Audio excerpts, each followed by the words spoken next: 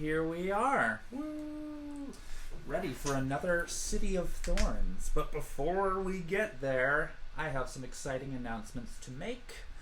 Specifically with regards to the Infinity Break Showcase number 2.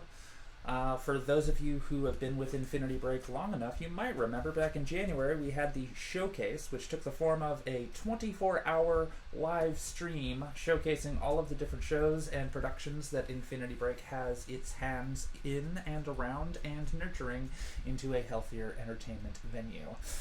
And it was fantastic, and I tried to stay awake for almost all of it, but sleep eventually took me and I had to catch back up.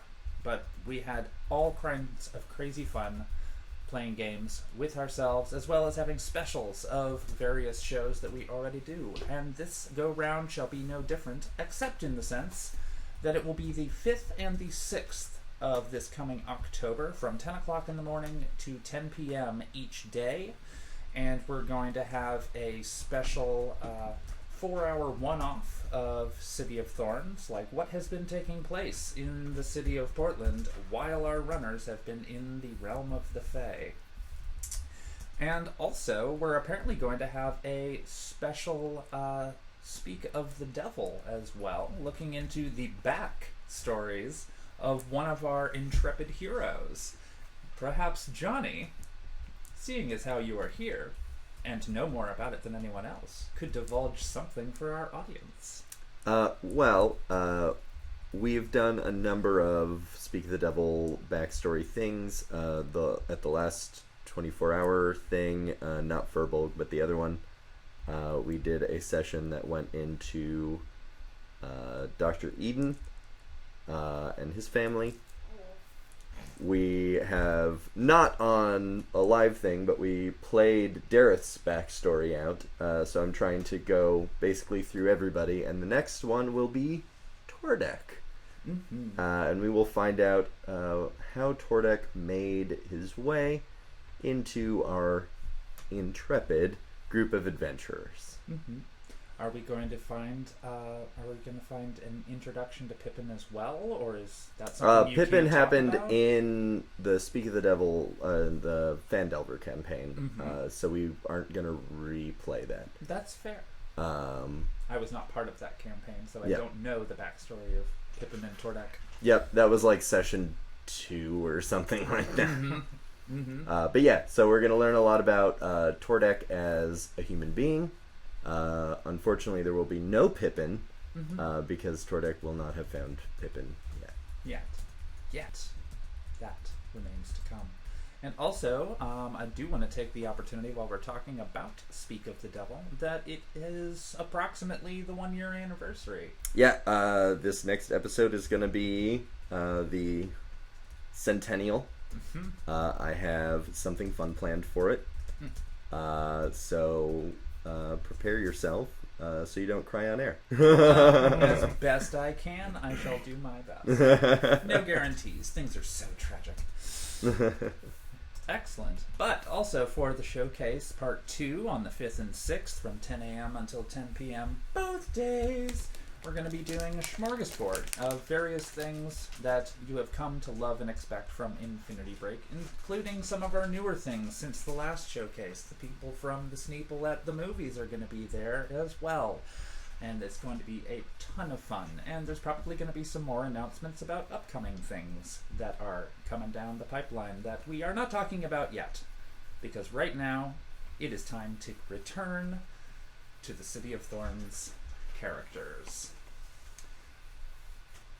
When last we were with them, they had just received an audience from the Queen of the Sealy Court, in which they had described the many transgressions that various corporations have inflicted upon their own lives and the lives of the people that they have cared about. And the Queen listened in silence and just let them speak their piece. And once that all was said and done, a very happy Marin, their elven host, just escorted them from the castle gates and away from the enormous bodyguards of the castle, and they explored the surrounding marketplace area in search of a mustache and found something that was similar to, but not exactly what they were. We found a bargaining caterpillar. for. We found a caterpillar. Twerking caterpillar. A twerking caterpillar merchant. Yeah. Mm-hmm. And eventually they all wound up going to a small tavern off to the side with Marin. And there was a plethora of Fey realm creatures, characters, and people in this particular drinking establishment. So it was a look of utter strangeness and chaos as far as our player characters were concerned. And at one point, a hooded figure approaches the table, and Marin and them leave for a time being, going to a back area, which allows for the runners to pretty much sit amongst themselves. And in the in-character chat, a few snide remarks back and forth occurred naturally, as they are wont to do. And a very frustrated Aurora got up from the table after leaving a note of similar snarky nature, before escorting herself out into the marketplace, where she was quickly lost to the crowds and no one could track her down, except for Miss Ballin, who is excellent at tracking people down. So at this point in time, all of our main runners, Geist, Titus, and Alice, are sitting in the booth of the bar, not entirely certain what they're going to do next. There are pixies playing tag across the tables and bouncing across some of the back ends and walls of the tables. There's easily 40 some odd different species of humanoid all about, pretty much minding their own business and occasionally looking over at the weirdos at your booth. A few of them might be chatting amongst themselves in hushed tones, but they are aware of your being here. Yeah, I mean, I'm sure, especially after we yelled at each other. Yeah. Oh, yes. They are very aware of your presence. And are you still sitting there drinking your various beverages? Those of you who can drink a those of you beverage. with physical bodies. Yes. Yep, Yeah. I'm basically just sitting there, like, sipping like death glaring Alice. Alice still has her head in her hands, Mm-hmm. Focusing on your own shit. reflecting. Ah, good. And Geist? I imagine he's probably like slumped down, kind of just like, oh, whatever. Just drinking every once in a while. Nice. Oh yeah, we had a sip counter. Yeah. Mm-hmm. It has gotten off a lot more sips. Mm-hmm. Mm-hmm. Yeah, I believe since the beginning of City of Thorns, I think you've achieved at least 15 sips. I'm not keeping a full count of this, just an approximate count. Sounds about right. I like that you have a better idea of how many times Geist has sipped than I have an idea of how many days have passed in Speak of the Devil. Well, I don't know. It might be a day per session. Who knows? It kind of depends. Excellent.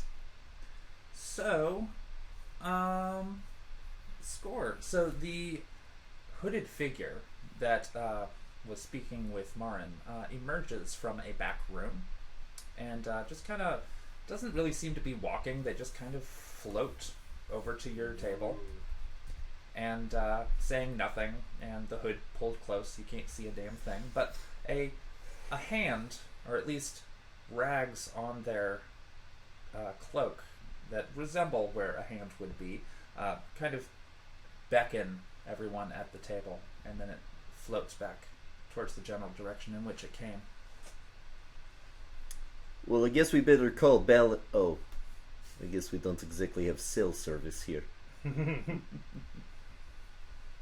Yeah, it's worth a shot. It might be like a scroll or something. Titus tries to, like, think at Balin.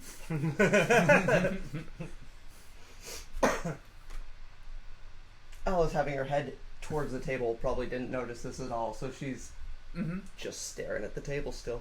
Okay. Not used to needing peripheral vision.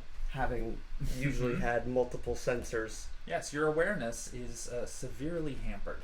Very tunnel vision. Yes. After a moment, Titus just like follows them back and is happy to leave Alice at the table. And what? Is happy to leave Alice at the table. It's like, all right, cool, this is fine. Yeah. So we're Titus just is- gonna follow that ghost into the. When guy stands up, Alice will look. Like, Titus walking, like, whatever. But, like, guy standing up, just like, worth just looking. He's and, like like, grabbing following. his beverages. Oh. Like, Awesome. alright, we're gonna go follow a ghost. All right. Did we get all our equipment back from the... Nope. Nope. Nope. Because the Great. carriage had disappeared, as well as the trunk that was inside of it. Oh, god damn it. Yep, a very large chest that, with the promise, once your items are dispensed in there, only one of you 5 can open it. Great. But it is missing at the moment. Great. So, there's a twisting hallway that you think the apparition went through. And it leads past, just like general facilities. There's kind of a kitchen noise that you hear, so it's just like, oh, okay, it's the back end of this establishment, whatever that is. And then they arrive at a door with a very small, like, porthole window in it, where you can see the outside light streaming in. And you're pretty sure that's where the ghost went. I stride out that door, leaving it open. Nice. Yeah, it does not have a hinge to make it swing back, so once pushed open, it stays open. Yeah, guys just following in suit, probably like as the twisting hallway, kind of like bouncing off the wall every once in a while. I'll take third in marching order. All right, that's fair. I love the idea of Alice coming up in the back and trying to like close the door. Just hands going through it. I mean, you could try if you want to. No, I mean, it's got no hinge, so... Well, I mean, No spring. no spring. That's what I should have said. Yeah, I saw the look on your face when I said, "There's no hinges on this door," and I was just like, never I mind. push it over. It's a fairy world. How does I it was... door? It just falls to the ground. No, it has no spring, so it just sort of keeps staying open. But as you emerge into the light of the day, you can see Marin seated at a table near a very, very large tree.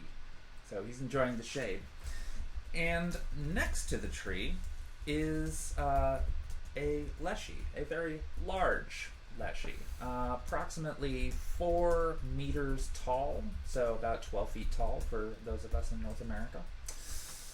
Well, United States. Everybody else gets it. So yes, it is the aforementioned leshy of the Comet faction. Ooh. And standing next to this leshy, like very, very dwarfed by the immensity of her, is a familiar-looking short satyr with a baseball bat. And when Marin sees all of you emerge, he claps his hands, very, very happy, and suddenly a large trunk appears to his left. Does the trunk look familiar? It is a sealed trunk. It looks familiar. Dope. I'm gonna go directly to it and try and get my shit back. Excellent. So when you open it, it looks exactly how you last saw it, before it was shut. Guys, would you mind retrieving Aurora's gums for me? There is a table next to me. Yeah. Like four drinks. Or rather, Maybe for one her. spells. If you could hold on to them until... Titus, without asking or anything, just throws all of Aurora's shit in his duffel bag. I'll roll perception. Cool. Do it.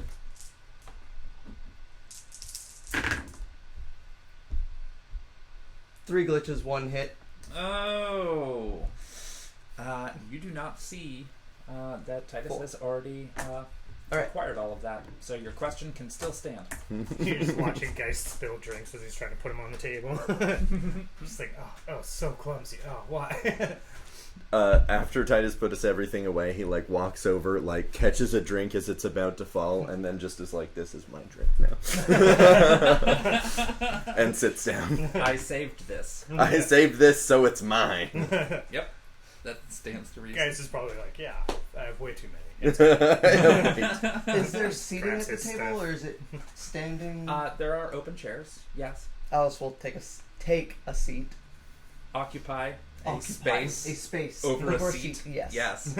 Just like hovering over the chair. Yeah, I mean, like, it's just a small round table. You know, it is now half filled with drinks. There was nothing on it beforehand.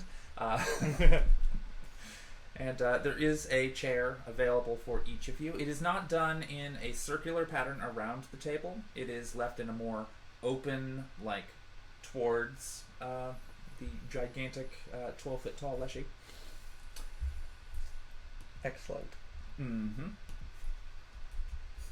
So as y'all get your seats, the adorable young satyr kind of trots up, but she is not behaving as she did the first time she saw you.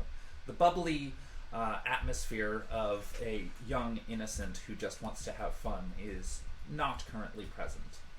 She's calm and friendly, but is not bouncing all over the place looking for something to hit with her bat.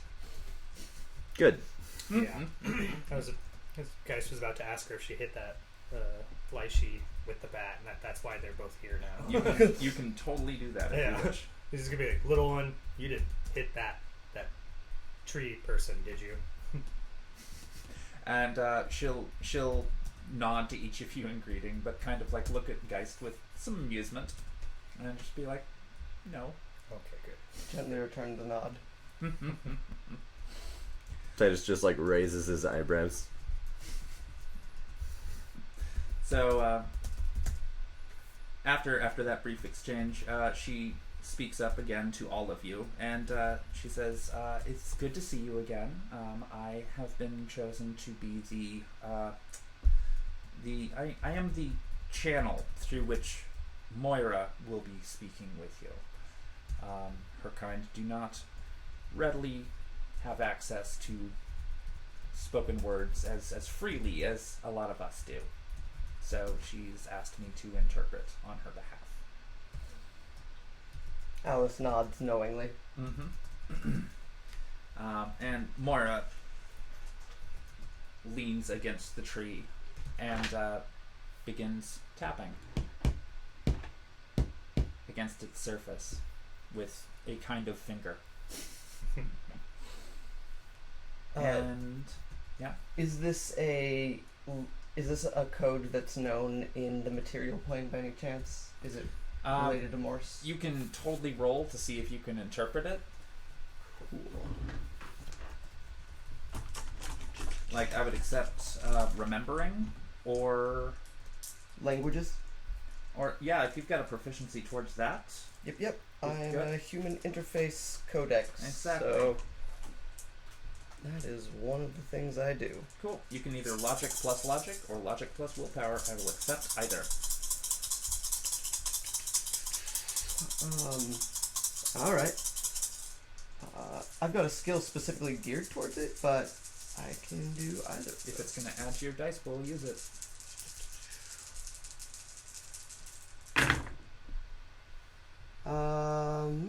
4 hits. Cool. No glitch. No glitch? Nice. Excellent.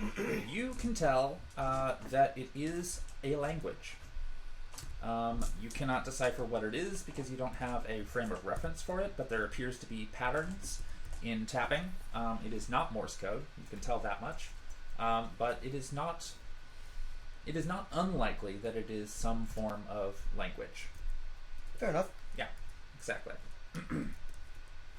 Would you hand me that dice tray? I don't want to like walk all over everybody. Yeah.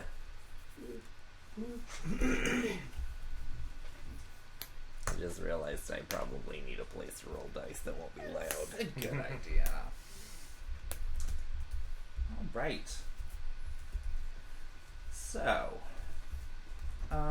cool. So, as Moira is tapping against this enormous tree, the satyr basically makes introductions of like this is Moira.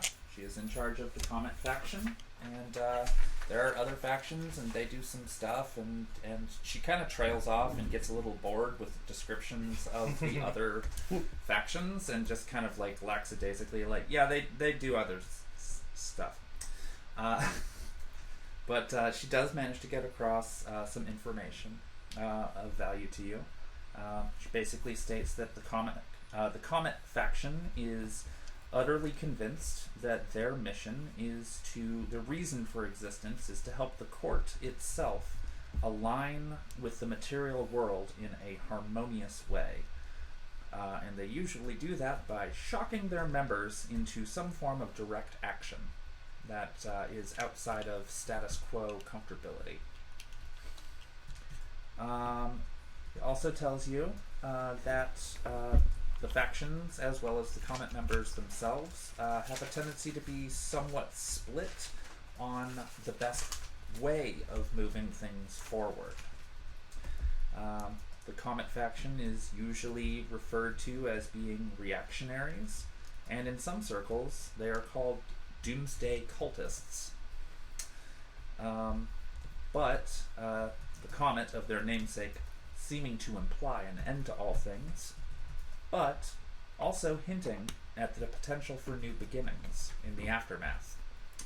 So, on one hand, they have a reputation. On the other hand, it may or may not be well deserved, depending upon your perspectives.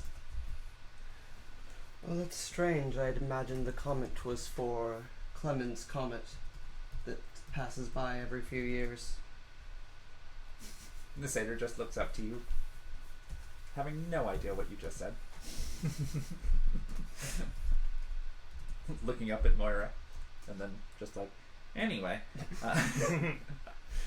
So, Moira is trying to champion the need to offset the oppressive leadership structure of the Sealy court with something more democratically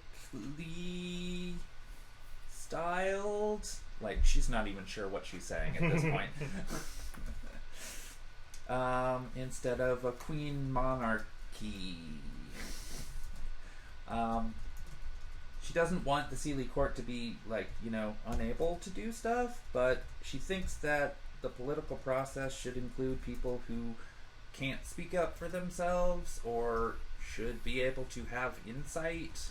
So she kind of wanted to meet you all, and she like looks around for the other two. Yeah.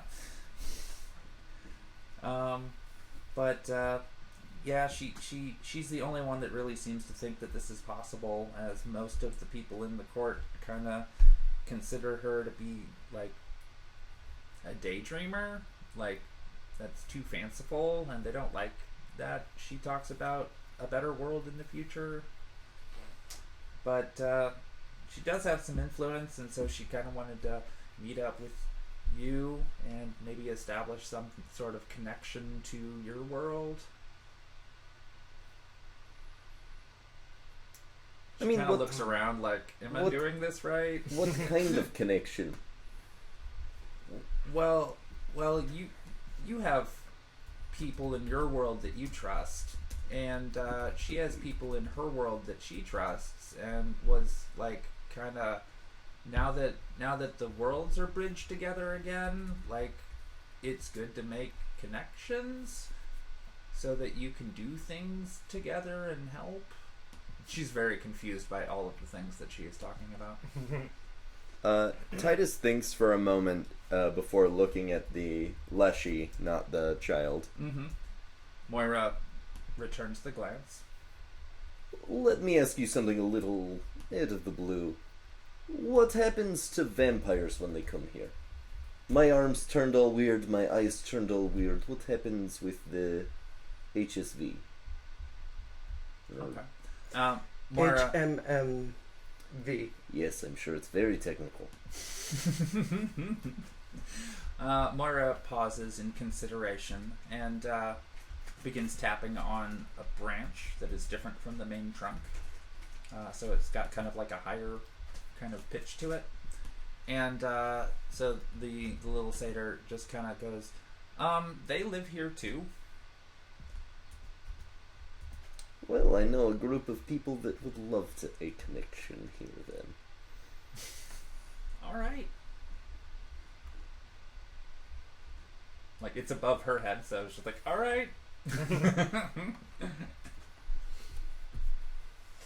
Typically, these sort of connections have some sort of boundaries and expectations, and are usually led with such a proposal, an offering or an ask. No, I mean, I think the idea is that she wants to have allies in a different world who, you know, think like she does about stuff. Because, I mean, the gateway's open now, and your world doesn't apparently look as great as they were hoping for. Tell me about it. But any sort of way of having a connection or a networking between tier nations and the Sealy Court would be useful, because the only ones talking to us are your corporations. We certainly don't represent the tier nations. We are the civilians, if even that. Your best way into the tier nations is through the bottom. The top rots a bit. Well, I don't know about that, but they seem to like think that you know what you're talking about with regards to your place, so yeah. I mean, communication is what I do. I, for one, would be absolutely happy to have open communication.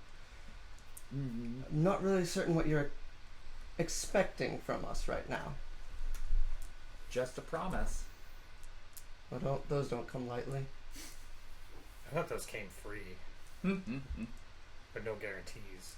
Moira begins tapping a little bit more rapidly, and the small satyr like kind of rushes to like catch up, like what the hell, like but she basically starts repeating verbatim what she is hearing, in kind of like a monotone, like without any of her personality. And she's like, it is our hope and desire to have knowledgeable contacts such as yourselves in your world that we might call upon you on occasion via contacts we've established there. The inflection on the question being her own confusion at the words that coming out of her mouth. I mean, your friend Marin is already in communication with me whether I like it or not. I don't see why I need to be here. Martin thought you wanted to materializes stay. a drink and raises it to you with a smile. That's funny, I thought you wanted to stay here. Not in this chamber. In this realm, yes. But I don't see why I'm at this meeting. I don't see why you're here either.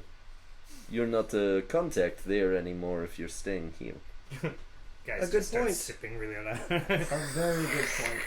I'm sure Titus will serve as a marvelous contact on the material plane and be much better than the Satyr Crop, is it? Or which corporation? One of the corporations. Pretty much all of them, apparently. Very good.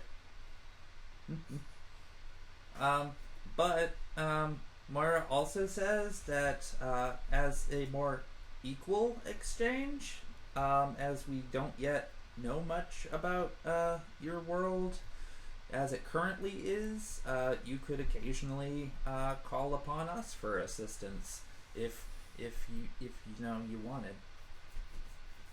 Well, Maran has already promised us each a favor. Okay. Well, that's Marin. He's not part of the Comet faction. True. I see. Well, then I appreciate you asking for our consent before communicating us, unlike the monarchy. You have mine.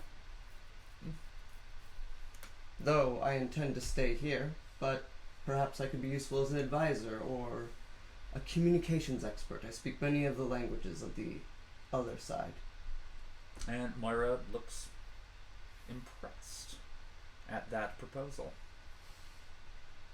And so the little satyr just like, That's useful stuff, I guess. And so maybe.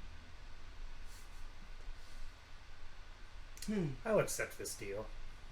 If that works out, then I could ask Marin for help in building a patisserie. I have goals that I wish to achieve, and I think in this case that you would be able to help me with those goals. And that is a safe place for someone who I love, who has been infected with a disease, to live peacefully. I want some small guarantee, and that is just that even as obviously you embrace vampirism here, that she will remain who she is and not turn into something else. Well, everybody feels differently about vampirism. But there's a place that we could let her and her friends live. Like, we're not against it. We're just not, always hanging out with them or anything. Well, that's fine. Again, I go back to the guarantee I want is that, obviously not personal stagnancy or anything convoluted like that, but that her mind remain intact and not deteriorate. Well, and Moira's gonna tap a little bit faster, and Visator will be distracted for a second. He said, "We can guarantee a place for them to live." And Marin kind of perks up and says, "But it sounds like you need a favor." He points at Marin. He goes, "You sit the fuck down." He is sitting. I'm asking, and then he points at the Leshy. I am asking you for this in regards to my cooperation. You, this is separate. I came here, I did my thing, you still owe me a favor, shut the fuck up. We appreciate the Russian culture for their directness in negotiations. But you, I will help, you will give me this thing. Okay. So Moira begins tapping at the tree again, and the satyr says, "It's not in her power to alter the nature of your friends. She can give them a place, she can give them a safe haven, but she does not deal in manipulating people's bodies." He looks to Marin. And Marin just sits there smiling, saying nothing, as he was told to kind of shut up. By any chance, does he owe you a favor? And the satyr's just gonna let me? No, her. The big one. No, and Moira can muster a shaking head. Oh, God damn it. Alright, Marin. Fucking prick. Is that something you can do? I might be able to do something about that. At least alleviate the nature of her conditions. Alright. Well, I'm in. So far. I'm not gonna shake anyone's hand or anything. The satyr reaches out. No, never mind. Alright. Score. So the satyr basically nods in Moira's place, and Moira begins to slowly shamble off to a further corner of this open field that you're in, closer to the tree line. And the little satyr is gonna bop up to Geist at this point, and just be like, "So the lady Moira wishes to speak with only you now regarding a personal matter before she goes and does other things." What? I suspect, guys, she knows you want wooden pants. Do you want wooden pants? Alright. Hey, get me a pair. He grabs 2 drinks and he stands up. So, at this point in time, the satyr seems a little bit more herself, and she's like, "While we head over there, tell me about baseball again." Well, you see. He's been shrinking now. Yeah. So there's like 4 bases. Well, I mean, it's really called 3 of them are called bases, but he just kind of is like sloppily describing starts rambling. baseballs because he's probably never watched it. Mm-hmm. I just heard talk about it. Heard about it. Yeah. All right. While those two are walking off to talk with Moira, both Titus and Alice will hear approaching footsteps and hoofbeats as Aurora and Miss Ballin come around the corner to the side entrance.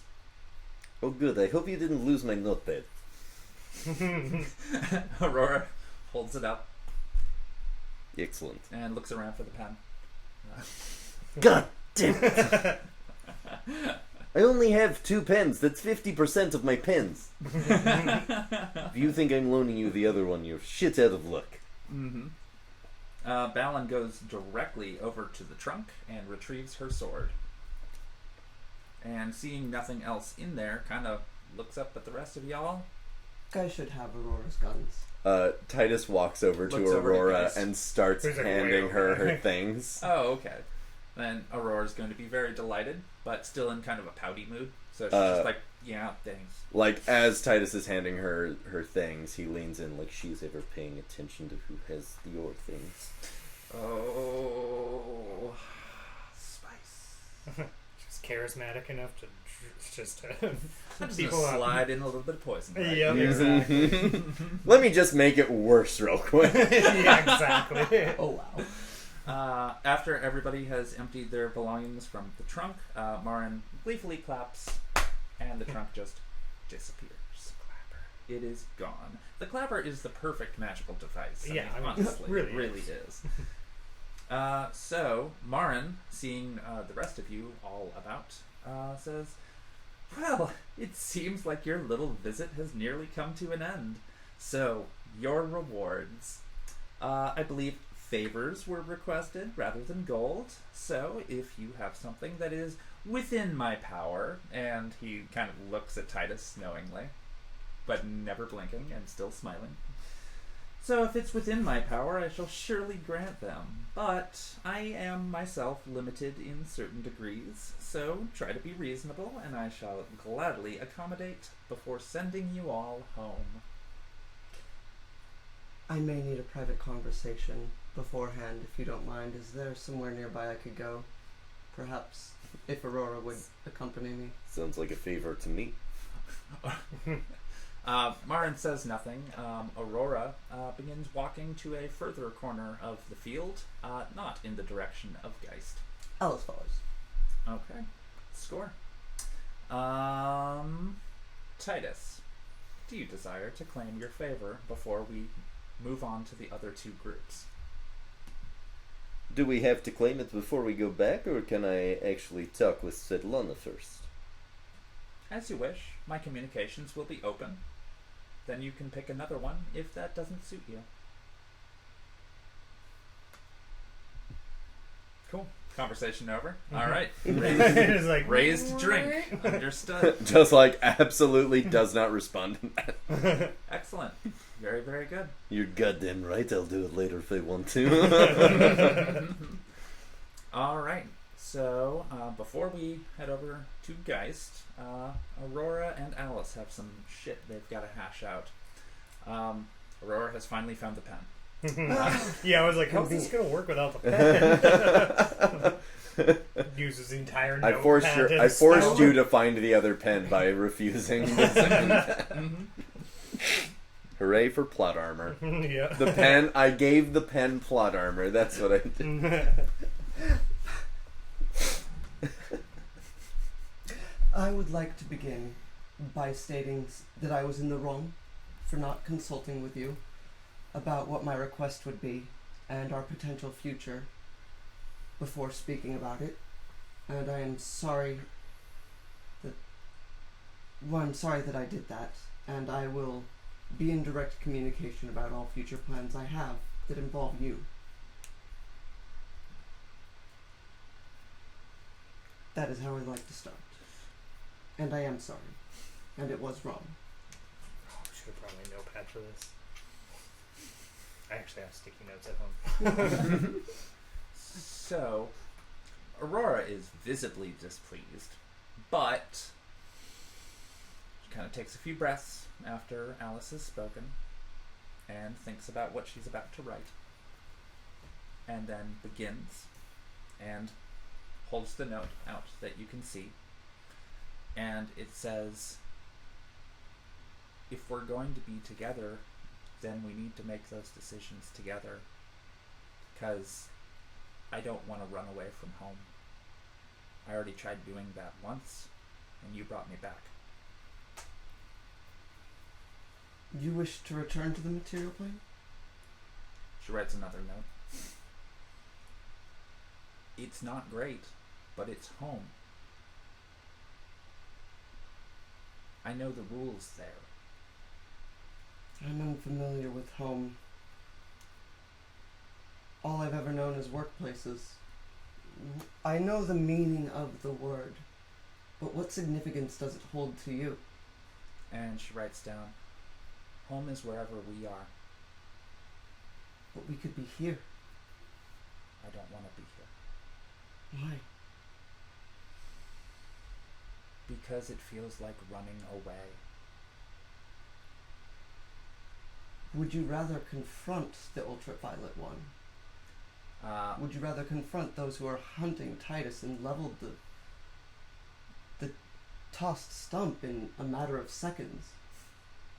Aurora looks over at Titus and then back to Alice. I told you he's not always wrong. He's not nice, but he's not always wrong.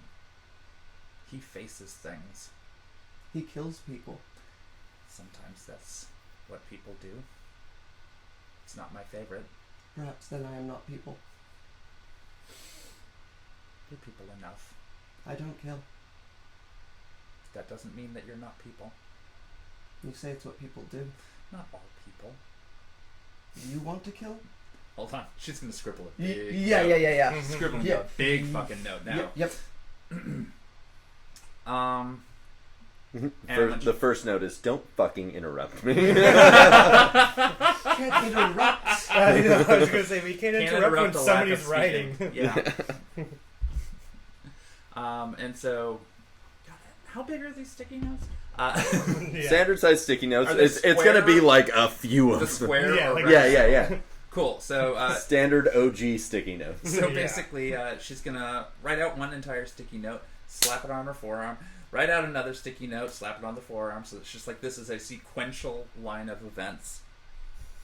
And so basically, it says, first off, stop being so damn literal. You know what I mean. And then goes on, home is where we're together with mutual goals. Here, there's no goals. It's just this weird place where my body isn't even correct. It's not how we're supposed to be. It's different and new and frightening, and I would like to be somewhere where I can think about coming here instead of just staying when I don't know anything about this place. This is a talk, not a decision time. I can respect those needs. I can indulge those needs. I am literal. That is something you need to accept about me. It's something that if I was medically diagnosed, you would probably call me autistic. It is in my nature to take things literally. I do that sincerely and in good faith. I do not do it as an emotional ploy. Mm-hmm. Cool. And her response to that is going to be, I know you do. It's part of what I like about you, because I know that everything that you say is meant at face value and true. But also, that's not how I was raised. And so, it's hard sometimes, especially when we're arguing. And I just wish that I could hear you in my head again, because communication was so much easier. It would be worth the communication. Hearing your thoughts, your needs, being distanced from them has been hard, but you have less armor than a car. And that disappeared in less time than I can process. You are more fragile than a building. And infinitely irreplaceable. Cool. She's gonna write another note. Can we save our favors from Marin until we've had a better talk? I believe Titus has already made such an arrangement. Okay.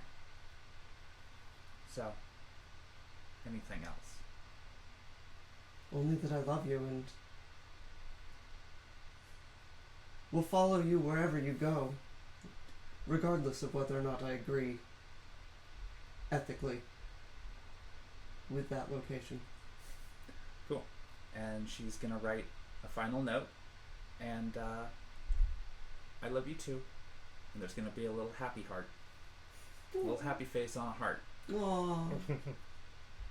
And then she writes at the bottom of it, later then. Cool. And then she's gonna, are we going back? Kinda motion? Mm-hmm. Excellent.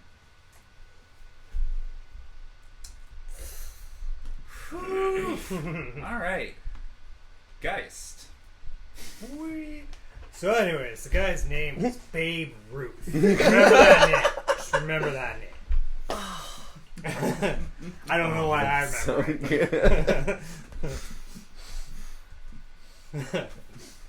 Fantastic. Yeah, and the satyr's just like hanging on to your every word, like, what are you even talking about? I love the idea that Moira's in the background, like, tapping on the tree, and they're just talking. Like, no, but guys, come on. Yeah. And Babe Ruth. This guy was so great. They named Candy after him. Because he was just So that then there was Mark McGuire. Turns out, guys, has just memorized all of the, like, 1950s. Only the baseball 1950s baseball ones, not the 80s and 90s at all. Yeah, no. Alright. Those weren't his favorite years. And that was when Michael Jordan thought he could play golf. It was really cool. He Turns even out, did baseball. Good, He yeah. was real bad at that. Mhm. Oh, God. But Bo Jackson, not as bad. Surprisingly well, he could hold himself on a So Michael Jordan's whole baseball season was about contract renegotiation. And the mafia was involved. Going a huge philosophical, like... So No, the like satyr just is like the hero. wildest conspiracy theory about that period of time is just like the mafia and the The mafia had control of ESPN. It was this long name title for a sports network. I don't know why. So the satyr understands none of this, but is just like into it, whatever the hell it is, because she seems to appreciate Geist for some reason. Maybe he's pretty cool. And Moira's just sitting there looking at the exchange between the two of you, and just like very slowly looking back and forth. It's just like a pong table of like, oh, you're saying this, and how are you reacting? And you're saying, oh wait, hold on, you're saying stuff again. And she kind of taps on a tree, and the satyr's like, oh yeah. So she begins typing out a message, and I'm assuming Geist is paying attention. Yep. Sorry, Okay. I was just making notes. No, it's totally cool. And so then the story comes that basically the Leshy are ancient people, and they no longer have access to any of their history. Like, nobody knows why they suddenly became the de facto guards of the Sealy court. Their history is lost to them. Most of them barely even communicate outside of their own circles. And most of the guards don't even communicate at all. They're just brute force when it's needed. So, since she is of higher capabilities than it seems the rest of her kind are, she decided that doing something about that would be prudent. Oh shit. Sorry. That's fine. But she did uncover a long time ago that something that the Leshy would do in an ancient fifth world Earth would be to bring interesting human children. That's the technical term in the 2078. Mm-hmm. And yeah, we're pretty sure that's how they talked back in the 19 whatevers. Yeah. 19XX. But they would replace these unwanted children from their human parents with a look-alike, something that was essentially humanoid, but was not the actual child. And then they would bring the child through the forests until they found their way back to the land of the Fae. And it was an old practice that is no longer done, but it had been done one time in recent memory. One such child was replaced, as their future was far too important for the dire situations that they were finding themselves in. And this child was much older than they standardly used to replace them. They had experienced too much of one world, and it would be a shock to the system to try another. But she proved entirely too important. It was necessary, as she was becoming very sick, and none of the abilities of the sixth world would cure her. Those who could do so refused to do so, and those who would do anything were left without the ability, due to the overwhelming amount of rules in your realm regarding who is worthy enough to be cured. And so she was brought here and nursed back to health, replaced by a look-alike in the night, and her virus took on a new form in the realm of the Sealy Court, giving her new insights to the machinations of your realm, as well as this realm, in the time that she has been here. Her look-alike in your realm was too frail to survive the experiments that they were put through, but the human child was saved at the 0 hour, as she was unique and destined for future greatness. And what's Geist doing right now?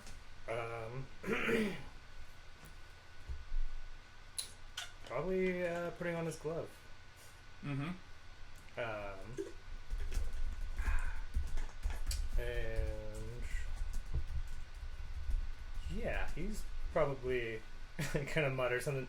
So this isn't about pants. Like sliding on his glove. And Moira will shake her head no, and like the various leaf-like hair and branches will just sway gently. And she begins tapping. No, this is not about pants made of wood. This is about a human child. Aha, gotcha. I didn't mention wood. I didn't say anything about wooden pants. I just said pants. I'm just teasing. I don't. Damn. The jig is up. Everyone is psychic except for you. Time to go on a murder spree. And that is how fixed. Score. So, no, this is not about pants of any particular non-fabric. This is about connection. When our worlds were reconnected, we lost track of this child. She seems to have found her way back to her own world, but we do not have any way of tracking her down. So, when you get back to your world, maybe look around, because she did spend enough time with us that we grew fond of her presence and her unique perspective in this land.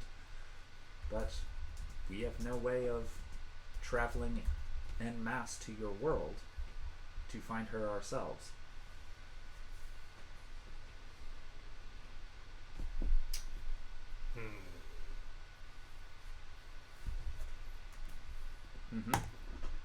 Ooh, what was that for?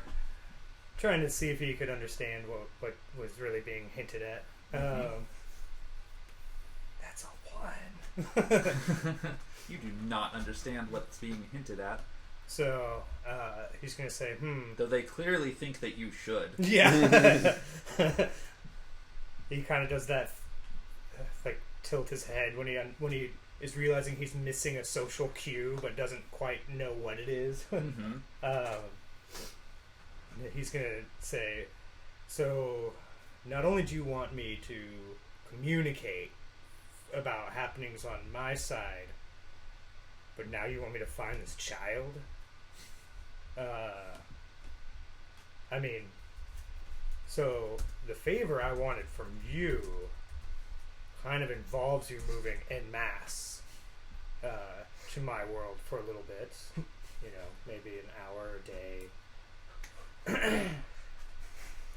So how long does it take you to move en masse?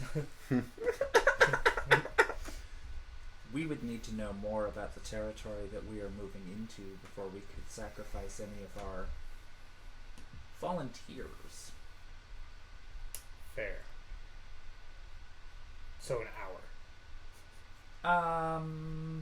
Time. That's true. That makes it a little difficult. Yeah. Well, through proper channels, how am I supposed to communicate with you when I get back? The way will be made known. Okay. In time. Well, I'll let you know when I know where I need you to go with your volunteers. It's kind of like, I got that one. Nice. So Moira is going to pull a piece of ribbon off of one of her hair branch-like things. The stuff up here. Yeah, the stuff up here, right? And is going to basically like slowly hand it down because it takes forever to get all the way down there. So you're saying about 3 hours? No, I mean it'll be like a good minute. No. Just to bend that over. was him commenting on how long it would take them to get en masse. Got it. Because he was like an hour? Okay, that's not bad. Oh no. They're moving very slow. Yeah. So about 3 hours, alright. Mm-hmm.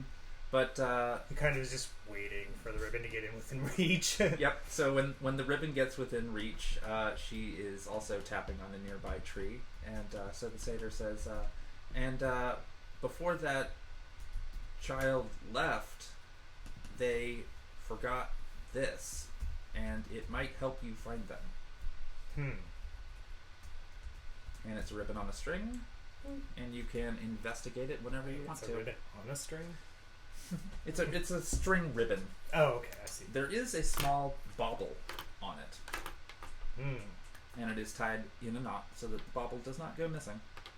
Smart. Whoever tied this was a genius. Awesome. Yeah. Um, He's gonna say like, all right, I'll keep an eye out. Can I have more descriptions of this child? Will they just look more fae-y, or will they look human, or they will look as human as they once did. Like, this realm does not change them. I understand.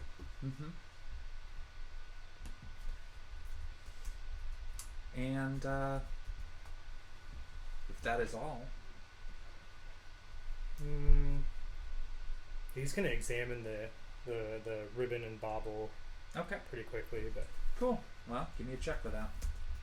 examination. What is that? I will accept just perceiving it or judging the intention of the bauble. I mean, like, Okay. I mean, just you can inspect it. It's not hard. I just didn't know if it was like a roll in like investigation or like something No. else. Not necessarily like that. Oh.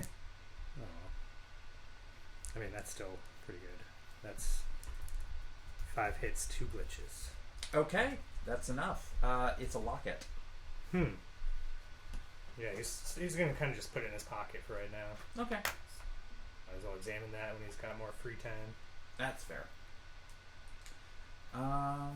Score. So, without further incident, Moira is just going to slowly start going into the forest, and the little satyr is just going to be like, "Well, now what?" I don't know. So, anyways, let me tell you more about baseball. They go walking back to the group. As you're walking back to the main group. Yeah.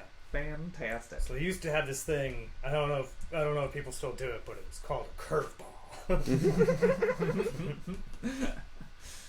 Excellent.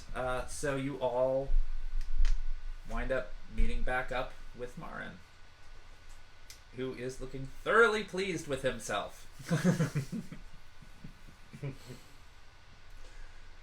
And as you approach, he's just beaming at all of you. You're still chatting with the little one about baseball. My spouse and I have elected to save our favor until another time. And he nods. It's like a prudent measure. Such things require a great deal of thought. And Balin has already presented her favor to Marin in the form of a note. And he gleefully accepted it, read it, and was just like, mm-hmm. And you still have a favor that you need to be able to claim if you wish. Yeah, Geist is gonna reserve it for later. But then also, Geist is going to kind of lean in and kind of whisper to the girl. You should ask him, and points to Marin, all the whys after we leave. All the whys? Yeah, when he kept asking why. Why? Oh, You should do that to he him. knows whys? Yes, he does. Yeah. And if he doesn't, you'll teach him. Okay. Excellent. Today I learned Geist is really fey. It's Actually, he's more of like this cocky guy that's always smiling. I'm gonna get the little girl to annoy him. No, I love it. That's some trickster bullshit, and I love it. It's good. It's good. It's appropriate. Oh, 10 not out of just from 10. our home, will we? Yep. Well, it's also great because Marin has completely not seemed to be perturbed at any of the things that would perturb anybody. So it'll be good to see if he's got a limit. So what you're saying is fuck him anyway. Like, maybe he's got a limit. We'll find out. Well, I'll find out. Yeah. Come back, the little satyr girl's all murdered. Like, oh, what the hell? Oh, shit! This went dark real fast. It is... This is Not- on you guys. It's not your grandparents' Fey realm. Oh, wait. Yes, it is. Yeah, I was gonna say, Which I know is why it's more dangerous. I know that we live in a dystopian future, but come on. Just casual killing, Yeah. you know? Not old chestnut. If somebody has an issue with it, they'll take it up with the queen. Yeah. With the killing. Yeah. Like, Not the being annoyed by a small child. you could also take that up with the queen before the killing. I mean, like, choices. Fair, You know? yeah. Like, this child is a brat and annoying as hell and makes them pay. How? Yeah. How do you want me to do that? Score. It's for the queen to decide.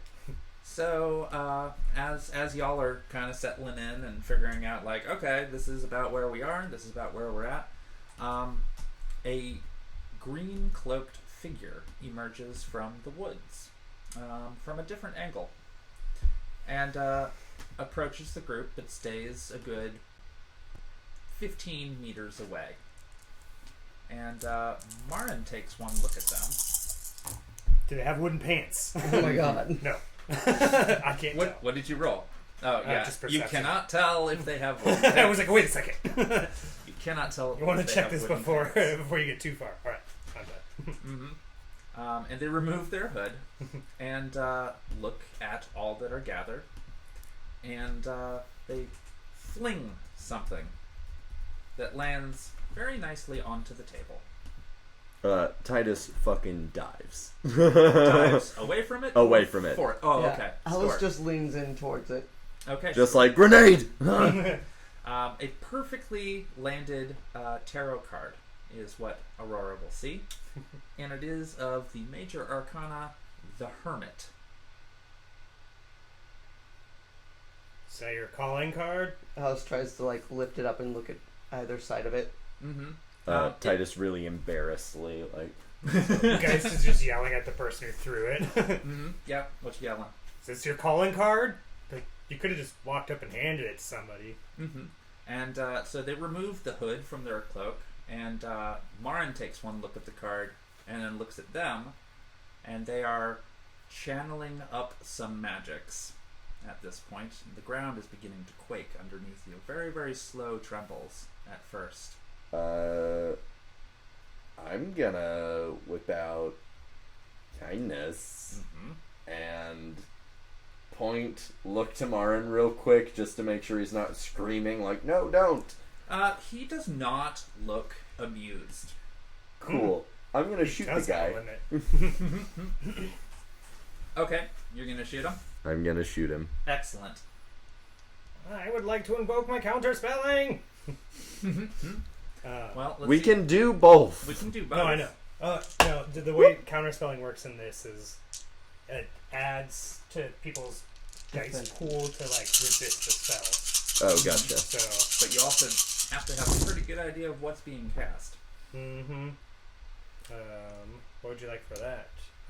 Spell casting. Yeah, I would accept it. Alright. Because you want to figure out what it is. You could Yeah. also do a judging intent. Mm. Since you are magically Oh. inclined. What is the judging intent? I'm gonna spend a point of edge. That's charisma plus charisma. Oh yeah, because that's Geist's best stat. Yeah, you could totally do that. Yeah, no. Can That I would just be 2 dice. judge intent because I don't think he can actually hurt me, That- despite that not being correct. Mm-hmm. That's gonna be 7 hits, 1 glitch. 7 hits, 1 glitch from kindness. Kindness. Excellent. So, at a range of approximately 15 to 20 meters, being the deadeye that you are, you manage to get them in the shoulder, disrupting whatever it is that they're doing. And their right shoulder goes limp. But their left hand is still rising and glowing with some sort of energy. Okay, I was gonna say like, do I even need Yeah, I'll to let- make my check? Mm-hmm. After the counterspelling, Okay. like in like a fluid motion, like slowly getting whisper out to do the other one, like Okay. cross-armed because I'm a badass. Sweet. I dig it. I'm And that's burning. gonna look cool. I'm burning 1 point of edge. Well, you're not burning it, you're just spending it. Wow, yeah. Yeah. Oh yeah, that's right. You're burning, I'm you never get it back. Yeah. 3 hits, 2 glitch. Okay, you got 3 hits, 2 glitch for what? Just judging intent. Oh, okay. Score. That seems like something someone should have done. Yeah, yeah, it's a good idea. So you can tell, based off of your own analysis of seeing other magic wielders over the years, you are able to tell that they are summoning something. Well, I hate that. Okay, so I've used another point of edge to reroll my ones, Okay. and that makes it 4 hits, Mhm. 0 glitches. 4 hit, 0 glitches to counter. To perceive what they're trying to do, pretty much. They are summoning up an elemental. Well, counterspell doesn't work against that. Counterspelling doesn't work against that. So I'm gonna go ahead and take my second shot. Okay. Yeah. That's what I was like, You alright. should probably do that. And I'm gonna go ahead and burn a point of edge ahead of time this time. Okay, use your Because edge. I want those 4s. Mm-hmm. I would like them. They're Do mine that in now. advance. They are nice and helpful when you do the advance. Oh yeah. Oh yeah. Yes, actually. Give me something. That is gonna be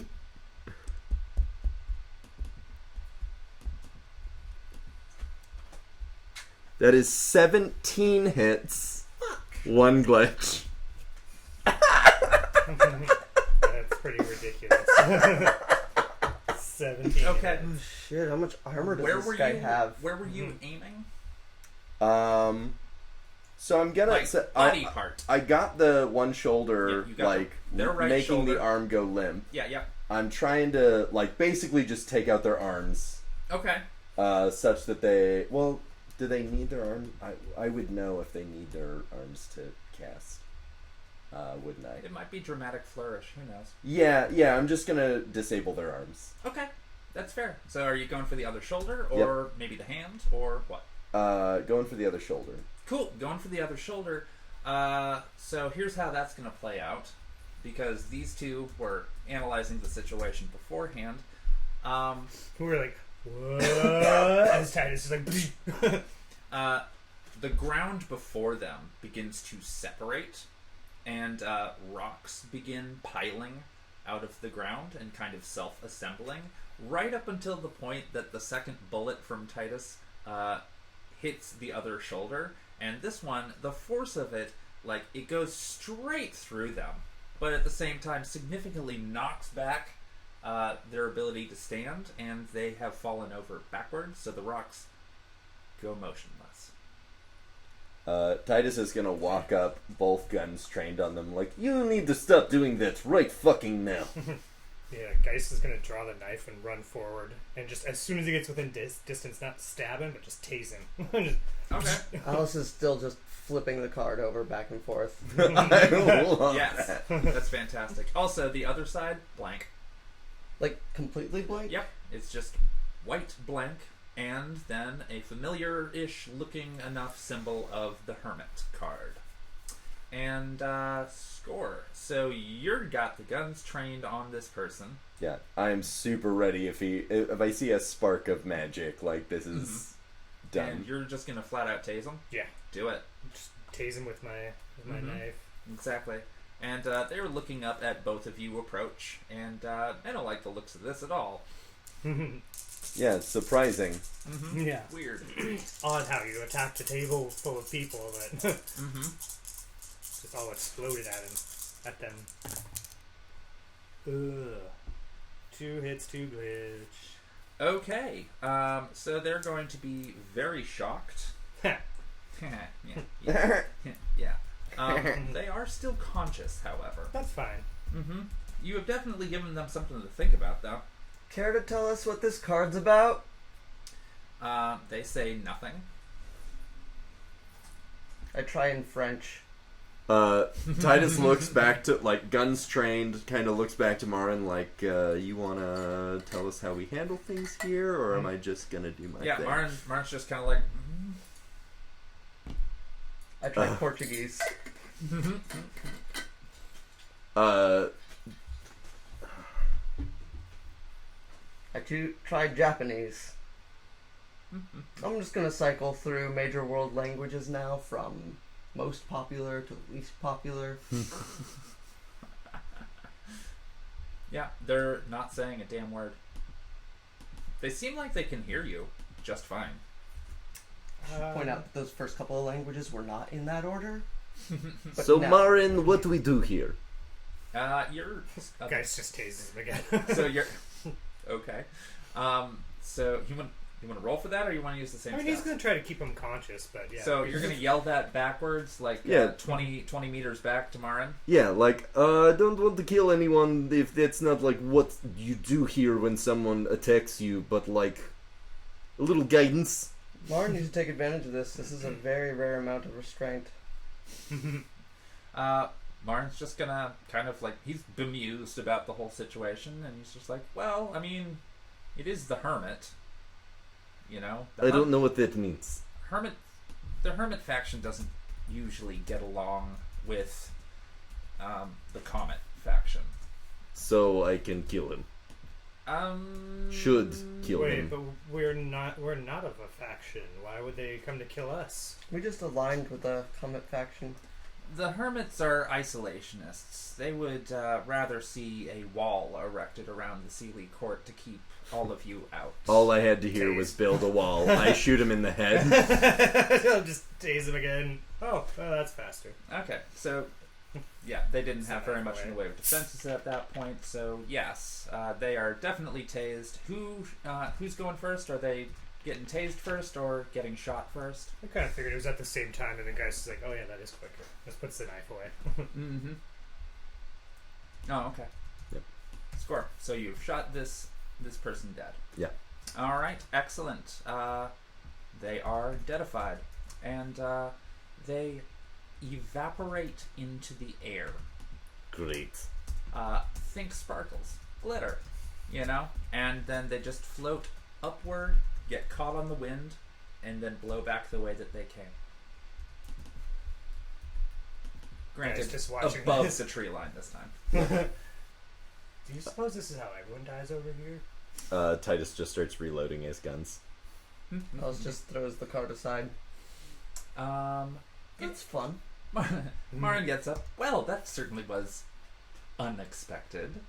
So, did you ready to go home?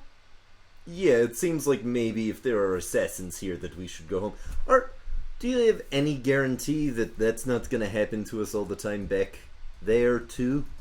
Oh, no. The factions here don't particularly care too much about you being where you're from.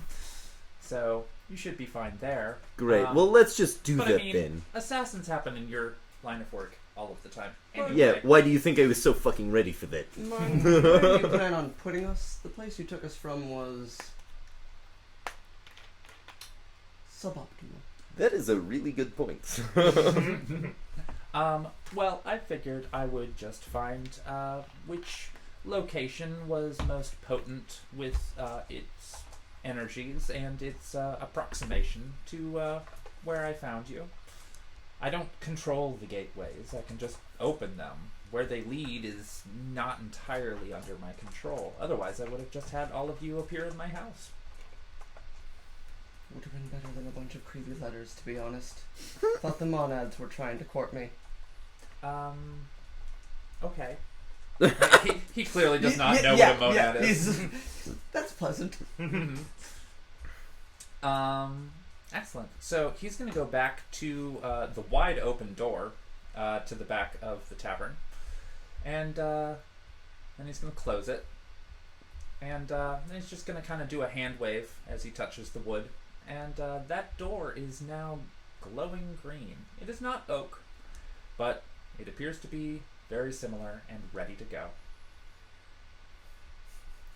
It has been an absolute pleasure to host you. It's been a nightmare. No, I think that's your world, right? Oh no, my experience here. Oh, yes, of course. It must have been a shock. Guess is going to kind of kneel down. So remember, he's going to talk to the little girl Satyr again. Mm-hmm.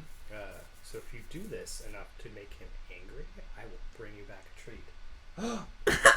What kind of... What? If I tell you, it's not going to be a surprise. Oh, but I want it. You got to make sure to play the game with him. I've always wanted to do this. And he's going to kind of pat on her head and get up and... Nice. Didn't mean to cut into your scene. No.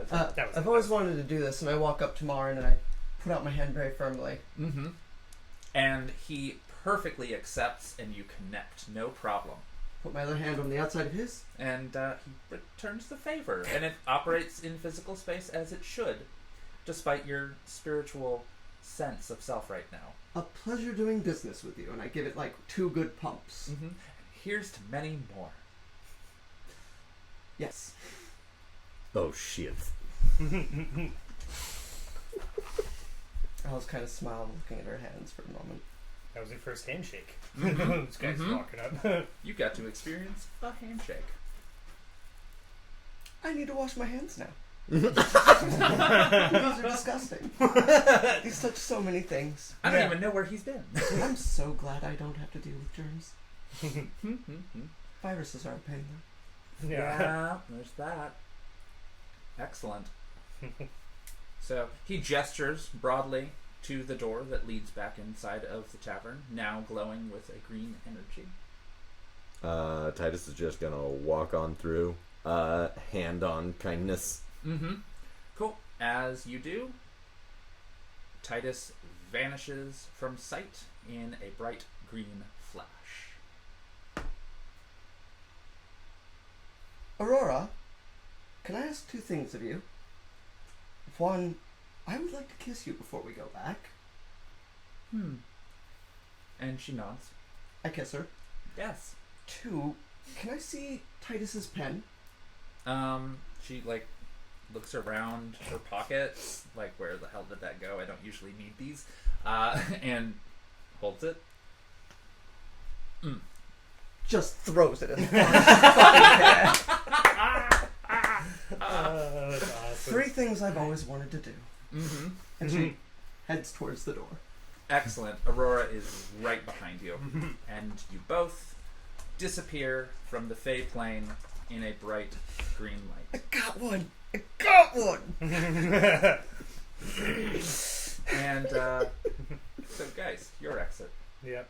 He's just gonna turn, look back at the little one, wink, and say like, "Well, have fun, Marin," and kind of just start walking through the door. Mm-hmm.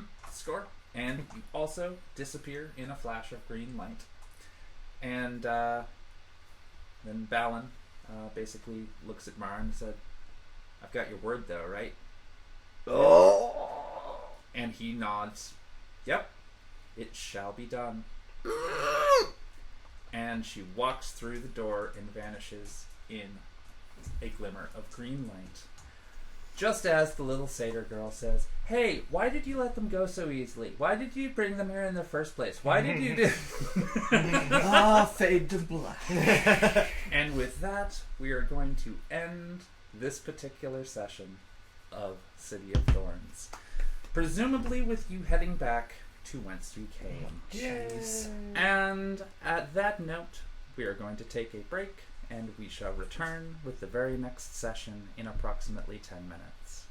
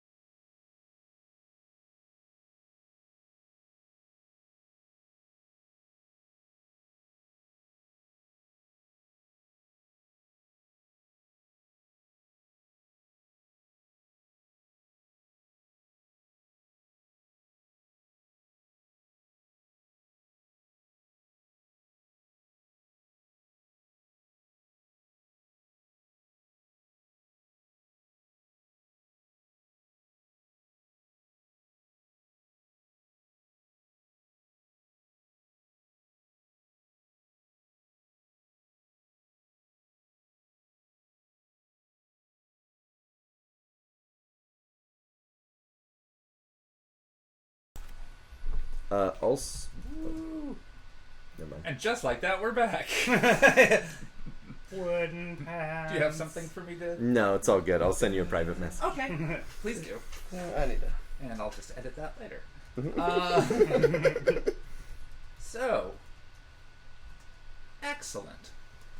So, once again, here's a short reminder about the Infinity Showcase 2, which will be taking place on the 5th and 6th of October from 10 a.m. until 10 p.m. both days, in which you can see the entire Infinity Break family of shows and other entertainers getting together for a huge, huge event, and we certainly hope you join us. There will be additional City of Thorns content, there's going to be additional Speak of the Devil content, and you're going to be able to see the faces and voices behind a lot of our other shows as well, so we hope you tune in for that. That being said, let us get back to our runners. Currently in transit. So, when last we joined them, they had their meeting with the leader of the Comet faction around the Sealy Courts, and they made sort of negotiations with regards to the favors they would be getting from Marin, and a special request was made of Geist in private. And then when Moira left and there was no more Comet faction nearby, a lone stranger emerged from the woods and attempted to attack them with some sort of magic. They were dispatched post-haste. And That means I fucked them up. that is one way of putting it. And then Marin, seeing as how everything has been accomplished that had been agreed upon, touches the back door to the tavern, which then begins to glow in the same way that it did when it was a different door that led them there. And one by one, the runners step through and find themselves in the strange, brightly lit astral space between worlds, floating happily and calmly towards something. And the first time they went through such a passageway, it became unbearably bright, and they all landed on something soft. This go round, however, Oh no. Yeah. the light that surrounds them begins to dim and fade, and slowly but surely they are suddenly encompassed in complete darkness. They cannot see, they cannot hear any of those who may be around them. And then they come down on a surface, individually, that is cold and dry and hard.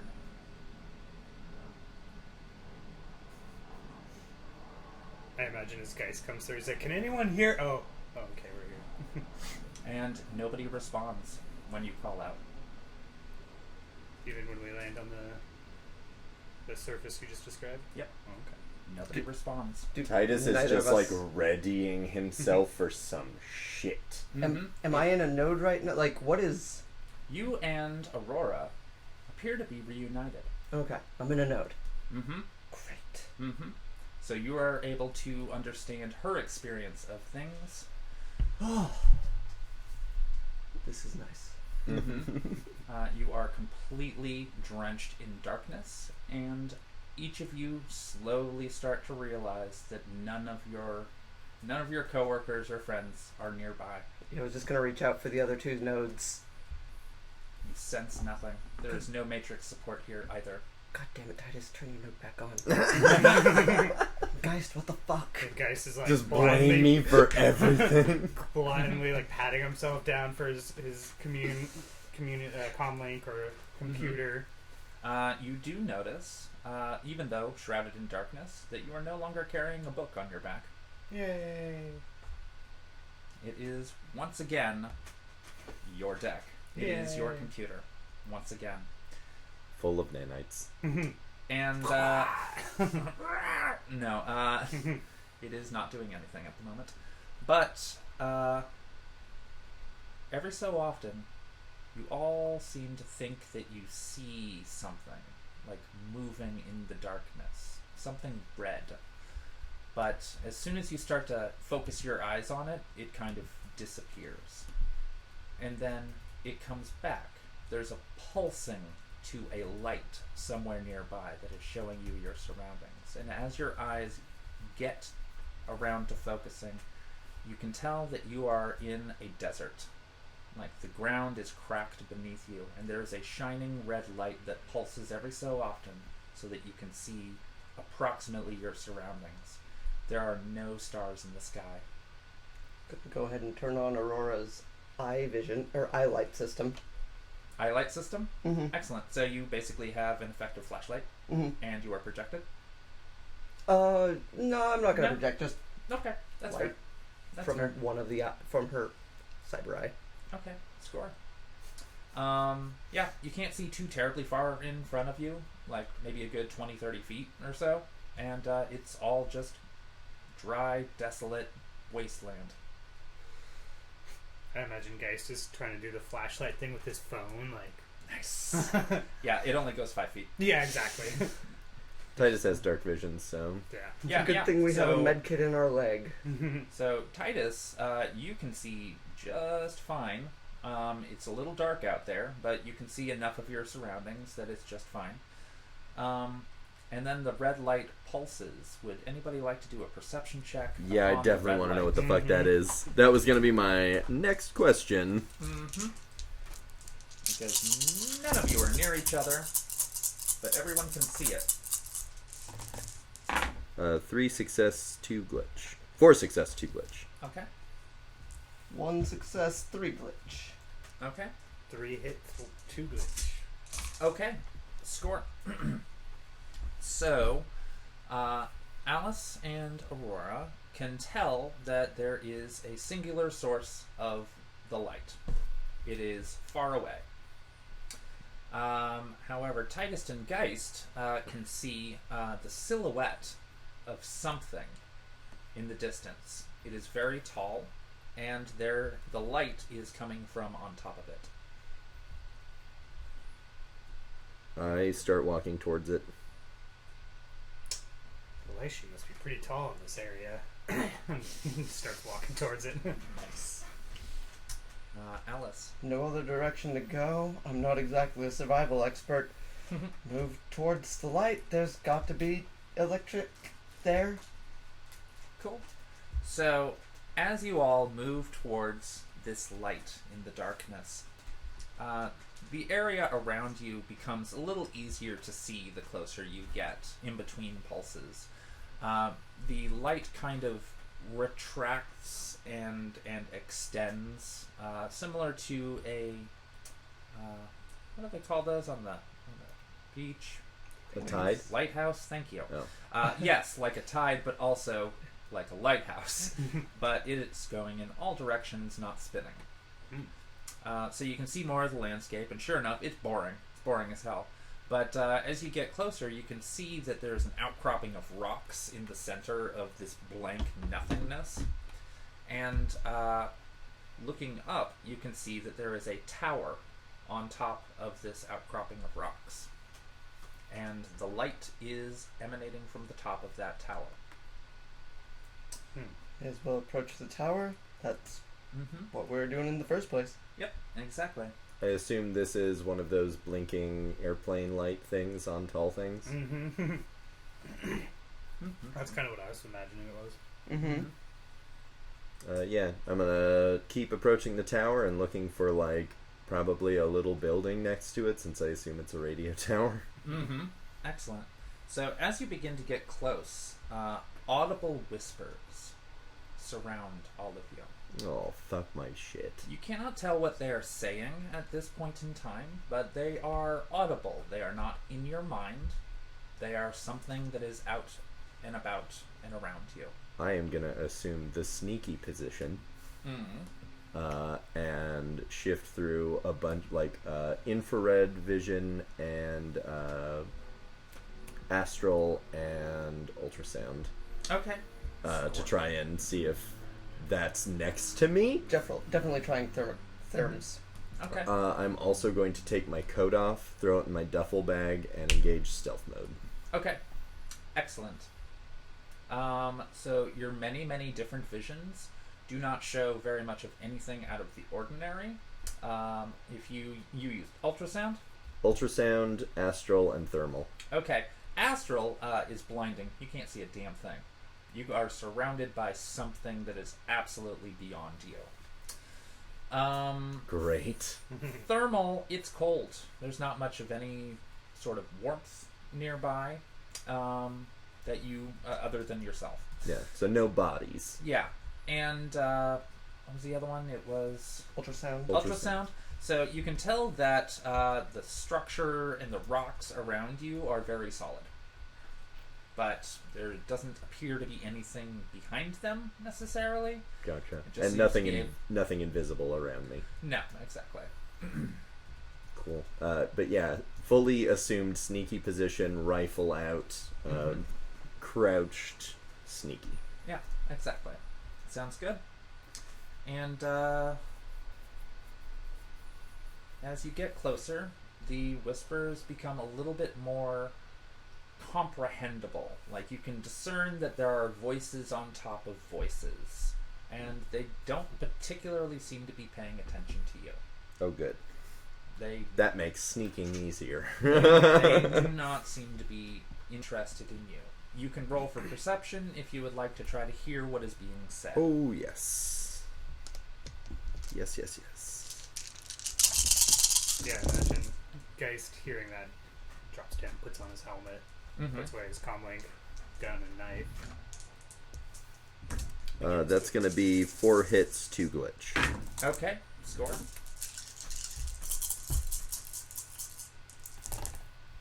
Two and three. Hits and glitches. Okay. 2 hits, a lot of 2s, so nothing. All No right, glitches, no. fine. So, Aurora, Alice, and Geist, separate of each other, can hear the voices of various people. They sound like primarily concerned with their day-to-day tasks. And they sound familiar enough that you can discern that they are probably the voices of the people on Earth. You know, you hear the occasional smattering of like, well, I got soccer practice after blah, blah, blah. And like, oh, you want to meet up at that new blah, blah, blah? And so it's just a bunch of voices swirling and unaware of each other. But you can't pick out very much in the way of details before the wave of voices just like shifts a little bit, and you're hearing completely different conversations. Not always in English, sometimes in French, sometimes in Japanese.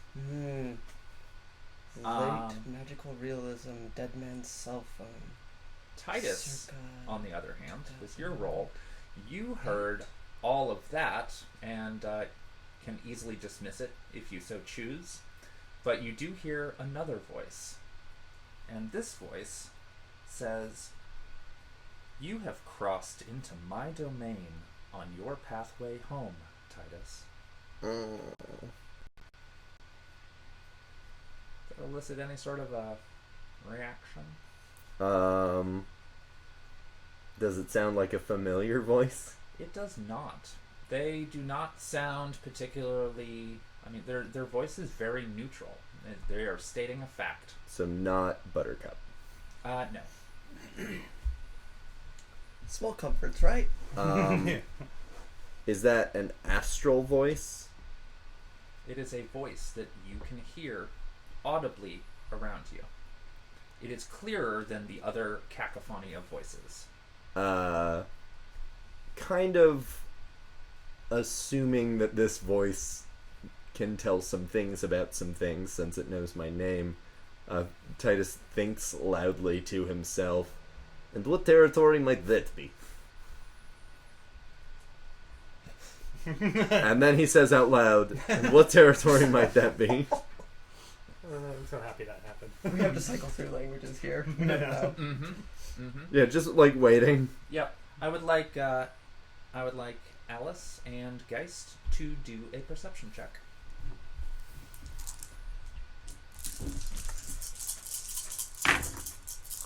Oh, God. Well, butter my biscuits. And who might you be? Hey, thanks. That was a hit. Yeah, no worries. 5 hits, no glitch. 5 hits, no glitch. 3 hits, 2 glitches. Okay, score. Geist, you hear Titus nearby, but you can't see him. Alice, Aurora. Goddamn right, because I'm sneaky. Alice and Aurora hear Titus nearby and can tell what direction he is in. Do we hear him say, and who might that be? And what realm that might be. Oh. Or what realm might that be? Yeah, there it is. Yeah. So. I reach out to... I can't even cast, right? Like, when you say there's no matrix, I don't even have a signal, right? You only have any of the onboard systems that Alice has, or that Aurora has. Also, Totally, even if we so- were locally communicating, I still have you blocked. That's fine. But I would still know there's a node. Like, Mhm. I have a personal signal. Yeah, you would have to get closer. Oh. You heard Okay. the voice, but it's also completely silent, except for these whispers. And you recognized a voice in the darkness with that roll. Alright. If you were staring directly at the rock formation and then the huge tower in front of you, Mm-hmm. consider that to be you at the 6 o'clock position on the clock, Mm-hmm. and you would have heard what it sounded like, Titus, somewhere around the 9 o'clock position. So, like, around this entire rock face of a corner. Okay. Okay, so it's gonna Might as well start moving Well. towards Titus and also make him aware that we're moving towards him because Once he you tends to shoot first and not Mhm. ask questions. Once you get within range, you can totally attempt to contact him. Oh, I'm gonna Vocaloid project, like, Mm-hmm. Titus, I'm moving your way. In, like, Cool. like, room talking voice. Oh, okay. Score. Geist, give me another perception check. Geist is just yelling, hello? Hello? I heard somebody. Can anyone hear me? No, I don't want to go to your soccer game. Oh, nope. Nope. Nope. 4 glitch, no hits. Cool. So you heard a voice that might have been familiar, and you can't. Just too busy yelling. And you are too busy making noises to hear Alice vocaloiding. You do have a path up the tower if you so choose to about yourself, but all the same. I mean, I imagine, yeah, he'd probably keep heading to the tower then. Excellent. So when you get a little bit closer, you hear a voice that says, "You have crossed into my domain on your pathway home, Geist." Okay. I love guys so goddamn much. Okay. So who's doing what? I am creeping slower, Mm-hmm. still towards the tower. Okay. Did I hear the Vocaloid? You can do a perception check if you wish to know if you heard it. I mean, basically what I'm asking is, do I have to ignore anything?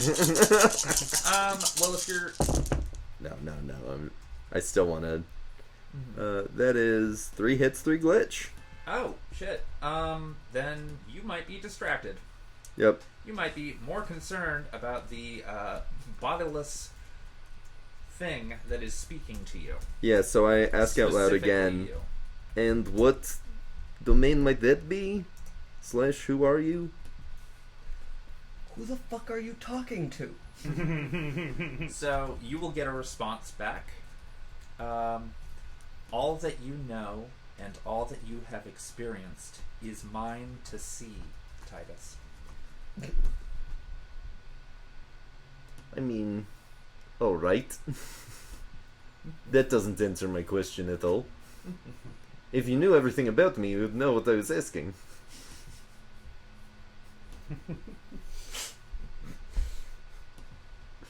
Yeah, that's right. Sassy to the omnipotence. Yeah, That's that's kind of what I was thinking. Completely fair.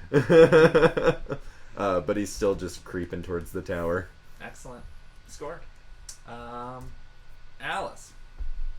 Yep. Still headed towards Titus? Yeah.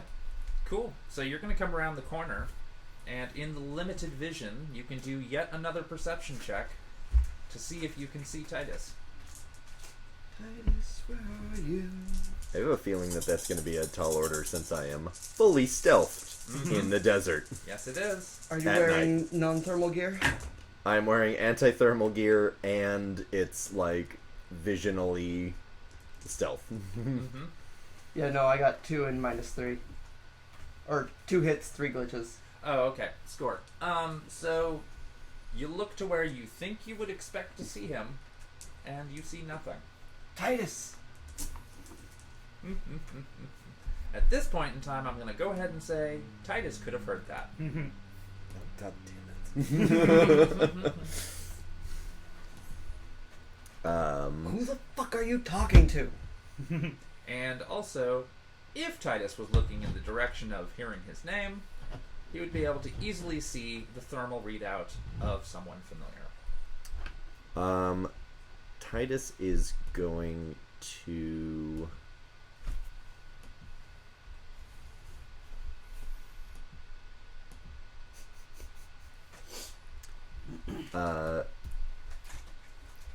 wait, what is it? Is going to raise his middle left finger towards Alice, Okay. and briefly a little flame goes. Cute. In the darkness, you can tell that's Aurora, Yeah, and you do not see Alice. well, I assume that they're in the same place again. Okay. So again, big old middle finger. And then I'm gonna go back to just like creeping forward. Score. But you're also completely invisible, so Yep. they just see a little flame. Yeah, Yep. there should be a thermal. Oh, if you're looking in thermal, then I've got thermals. yeah, then you can definitely see that. But somebody has their anti-thermal gear on, correct? Yep. Yeah. Right, So you but- would have just seen the little flame. Yeah. You wouldn't even know that I gave you the finger. No, I just know that there's a small heat signature, and it's not like. Mm-hmm. I mean, it would last for a little bit, but not. Yeah. Mm-hmm. You would see it like probably for a couple of seconds, just like moving in a direction. So that Yeah. that's my intention. Is Yeah. like I can try. you have a single point of there he is, and then like 3 seconds of and there he's going. Exactly. Yeah. No, and I triangulate and I follow. Nice. Geist, what are you doing? He's just been moving up that tower. Okay, excellent. As you start to climb the tower, you're going to hear somebody behind you.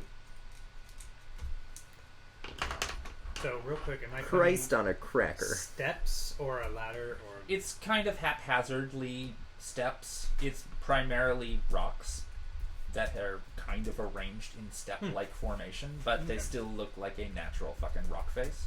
Maybe something that has been well traveled over time, but you have no idea how much time that would be.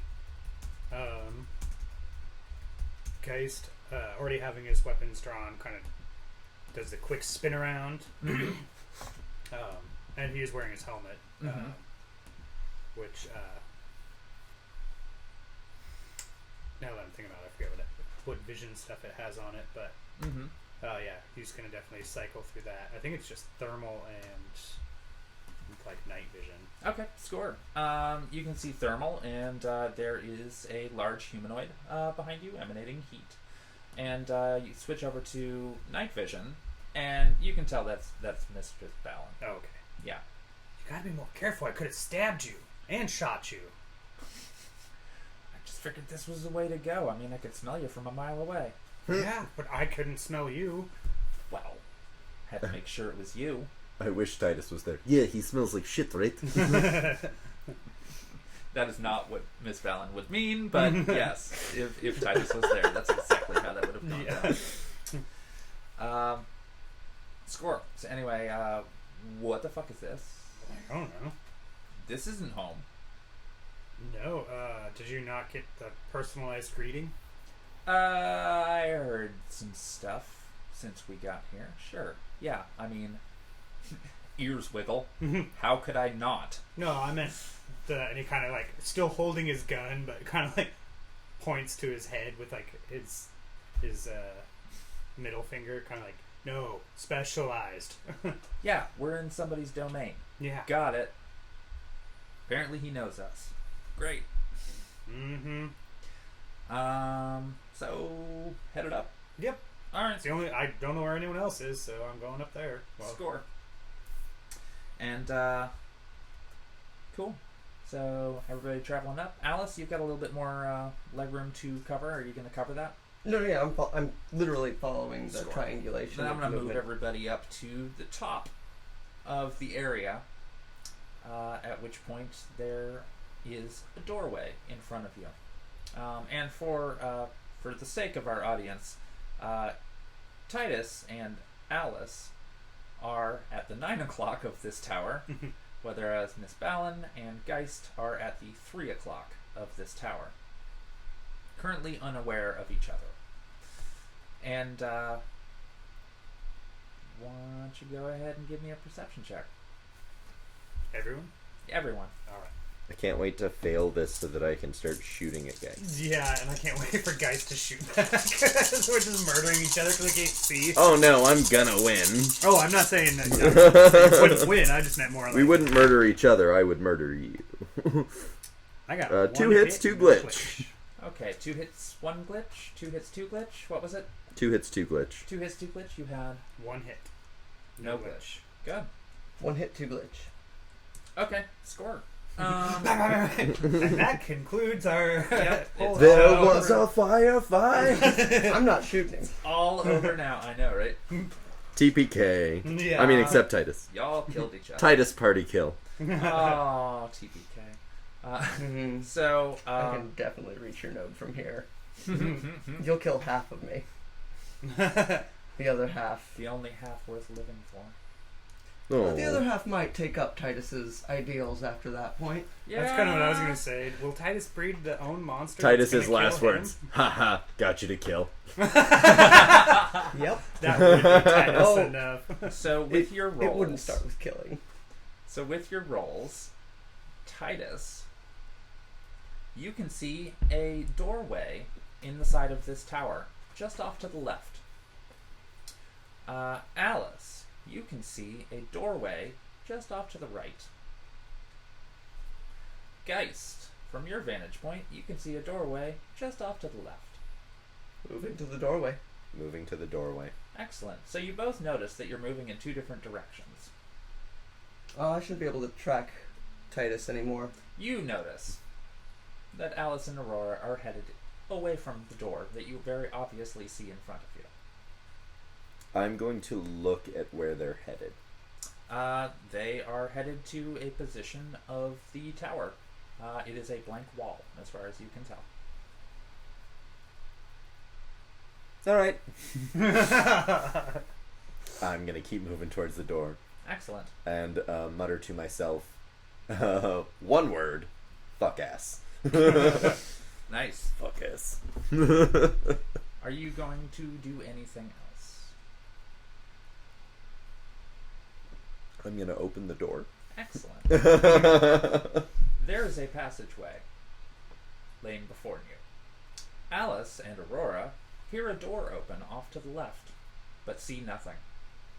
Keep moving towards the door we're moving towards. Excellent. There's a door in front of you. Examine it closely. It's a door. Is it oak? Try opening I'm it not with giving this. you exact tree measurements. Try opening it with the cyber hand. Excellent. It comes open. No problem. There's a passageway in front of you. Step in with the cyber leg. Mm-hmm. And Nothing then happens. follow suit. Exactly. Geist, your turn. Hey, Balin, do you see a door there? Yeah, it's over here. Over here, yeah. No, it's over here. You're standing next to a wall. You're standing next to a wall. Literally, that's what it looks like to me. That wasn't a quick quip. Balin looks back at the door that is obviously in front of her and looks at the brick wall that's in front of Geist, and she just goes, okay. Okay, she's gonna like reach out and open the door, kind of like, there's a door. She sees you gesturing to a blank wall. Does she see like the hand reach out and turn a knob? Yep. You pantomimed opening a door from her perspective. Does the door go in or out? It comes out. Just kind of like lean behind the door and like Yeah. Does he not see Balin on the other side of the door? You do not see Balin on the other side of the door. Balin, however, completely sees you acting like you're weird and kind of shrugs and just like, well, you're alright. And then opens the door and just kind of like steps away and goes, he mimes her whole thing back to her. she just shakes her head and goes into Wait, the door. wait. What if we go into the other doors? It's like, all right. The door shuts behind her. Yeah. Yep, guy squawks in. Excellent. So, each of you are finding yourself in a different, hallway. It's just leading forward into slight darkness, and there is a staircase that appears to spiral off to the left of each of you. Moving right along. Mm-hmm. Score. I assume that goes for all of you. Nobody's doing anything batshit crazy I need to know about inside of this hallway. Grenade. No. I grenade myself. I blow up the tower with C4. Yeah. Do you have enough? Yeah. All right. Okay. I just happen to keep enough to blow up a tower. All I need to do is find a support beam. That's fair. No, I don't do anything. So, as you go up the stairs, they continuously curve. There's an ambient sort of lighting that resembles a fire-based torch, but there are no torches to be seen anywhere around. It just kind of has the ambiance of that. And as everyone gets to the top of the stairs, they have come to a central chamber on second, maybe even third floor. Not entirely certain. But as they come into view in the main chamber, they can easily see each other in the light. Except me, because I'm stuck. Well, except for you. Titus is missing. So basically, Guys just looks at Balin. I told you there was a door. I was like, yeah, me too. Yeah. So all four of you are in there, and Titus is nowhere to be seen. And you can clearly see each other in this room. Where the fuck are we? It says the projected version of Alice. Ah, all out now. Mm-hmm. Mm-hmm. Yeah. Back to your node. Mm-hmm. And you all hear the voice this time. You are welcome to join me in my chambers, if you can make it past your own shortcomings. Everybody hears a voice. What the fuck does this even mean? So he is here. Oh yeah, Titus is here. He's been invisible for a while, as is to be expected. Yeah. That's okay. I could hear him. Very dramatically, rifle slung over the shoulder. Suddenly, Titus just stealth, just material, Deactivating. just deactivates from the top down. Mm-hmm. Excellent. What's up, suckers? In this circular chamber, you can see a circle of esoteric symbolism in the center floor before all of you. You have plenty of room to walk around it as freely as you choose to meet up with your friends, or you can just stay at your own separate four corners of the compass. I'm gonna astral view it. Cool. It is highly magical. But Yeah. then again, so is fucking everything else in this fucking place. everything. Yeah. I would like to try to look at the rooms. Yeah, I was just. Hey guys, do you know anything about these runes? You do that sort of shit, right? I do Can we know get a the rooms. visual description of the runes? Um, Or is that... kind of. Okay, great. They don't look like anything in, your experience. Stellar. They are completely unknown to you. Great. You can totally try to. No, You're I was not- just You're not asking going to get much. No, I meant as a GM to play Nope. Nope, okay. Nope, I cannot give you very much. It is alien, whatever it is. It is not of any of the two worlds that you have visited so far, that you are aware of. I'll go ahead and... You can take a snapshot if you want to commit it to memory or something. Alright, eidetic memory, I don't need to Yeah, exactly. waste space with snapshots. There you go. I say we walk for it. Yeah? Is That's my suggestion to Aurora, but I don't... Okay. Is there anything you'd like me to roll to try to see if the runes are any magical kind of thing? They're a magical kind of thing. Well, I meant more like Geist uses alchemy, which involves runes. Sure. So I'm asking, like, would you like me to make an alchemy roll or like a knowledge roll? Or Well, I was gonna say, I'll just give you based off of your particular expertise. I'm not gonna make you roll for this, but as far as you can tell, it is some sort of transportation. Okay. Kind of like teleporting. It appears to indicate, like, various pictograms seem to mean, like, here to, there. But you Fair. don't know where here or there are based off of any sort of context with the situation. But that's it. Yeah. That's all you can really figure out. That's fair. Mm-hmm. Somebody made a teleporter, but with magic instead of, stuff of technology. Mm-hmm. Great.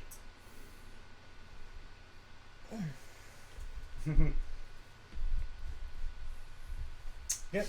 I don't know where it goes to, or even how to activate it, but I imagine standing on it.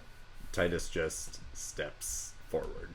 When you take a step forward, you can see a shadow in the center of the circle.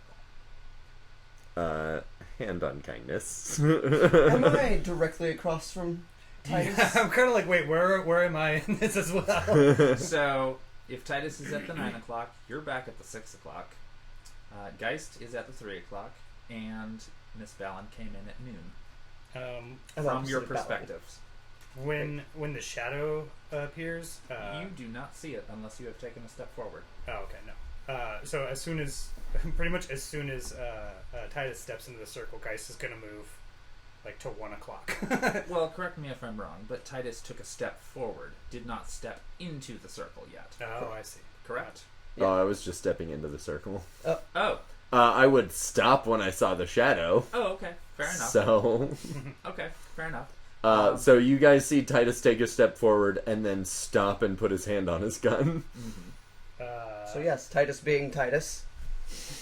Pretty Nothing sure out you of the can't take ordinary more here. than 2 steps without stroking his gun. Oh. Do you say that in character? Yeah, actually, I note, Geist's reaction. I'm like, what are you worried about? It's just Titus being Titus. He can't go more than 2 steps without stroking his gun. Alright, cool. Then I He won't just tell kinda you what I'm chuckles. looking at. But yeah, he's kind of more worried about being directly Yeah. across from Titus. Yeah. So he's like, has to take the step in to sidestep. Okay, so you take the step into sidestep. You also see a shadow in the center of the circle. Yeah, this Geist is gonna definitely.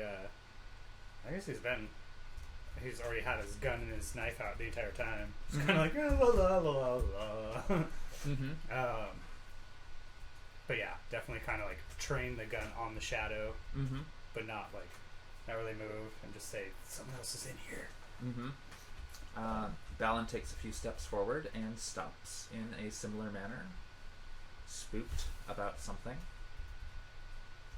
I love the idea that Alice and Aurora are just watching us all be dickheads. I mean, Alice said as soon as Aurora is ready, walk for it.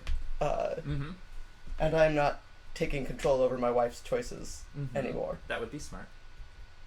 And seeing as how everyone else in the party has taken a step forward and saw something, she's going to take a couple of steps forward, just 2, until she fixes on the thing in the center.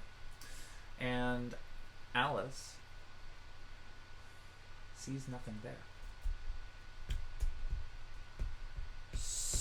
So everyone's acting very interestingly. Alice says, projecting, moving like her Tridio to the center of the room. Mm-hmm. Looking like she can't actually see from the center of the room because that would require a sensor, but No. she still like looks at each person. You kind of notice we're all like, as they're getting closer to the shadow. Balin, seeing you projected in the center, just kind of like trying to look around you at the shadow thing, and eventually takes a few steps towards Titus on the counterclockwise direction of this circle, trying to get a better look at this shadow thing.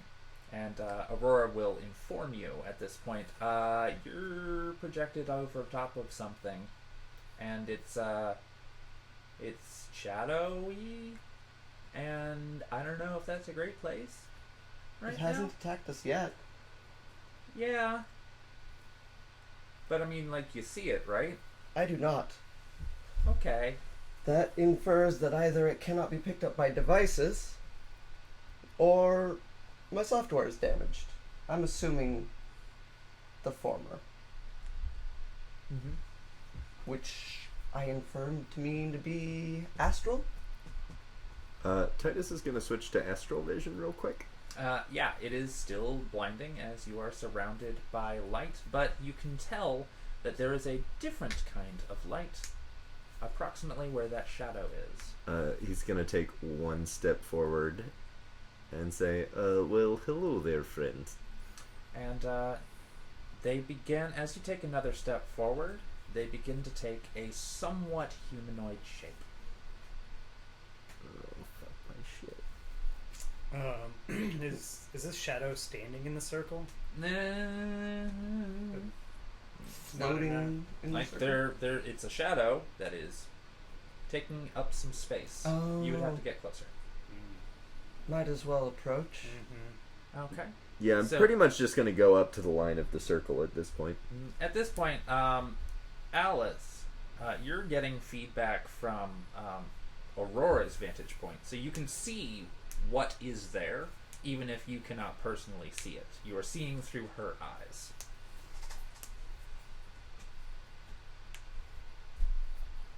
Oh right, I've got treads on her. Right. So I do see the shadow. You can see it now, I can read it through the treads. but Okay. when you were projected, you were obscuring it. Okay. Mm-hmm. Seems harmless so far. Okay. Titus, you said you walked up to the edge of the circle? Yeah, basically just outside of the circle and stop. Mm-hmm. Cool. So it coalesces and takes a form that you recognize. Oh, shit. And it appears as though Svetlana is standing before you. Out loud, Svetlana? She says nothing, but she is looking at you. Titus looks over to Balin. Svetlana? Balin creeps a little bit closer, and it begins to take shape for her, and she's like, no. Alright. Then it's fucking with us. Perhaps. 4 different doors, 4 different staircases, and then 4 different people, I'm assuming. I see Svetlana. And I see Rhonda. Well, that's what I would have guessed. If you had seen Mortimer, I would have been very surprised. I'm quite curious as to what we'll see. Probably Robbie. Mm-hmm. Might be. And for you, me? Well, I've never taken suicide off the table before. And starts walking up to the circle. Alright, score. Alice, are you inclined to get any closer? If Aurora wants to, yeah. Yeah, I mean, Aurora's I'm in. all for like walking into the circle. That's fair, yeah. So Aurora will approach the outside of the circle. And so You see a pastisserie.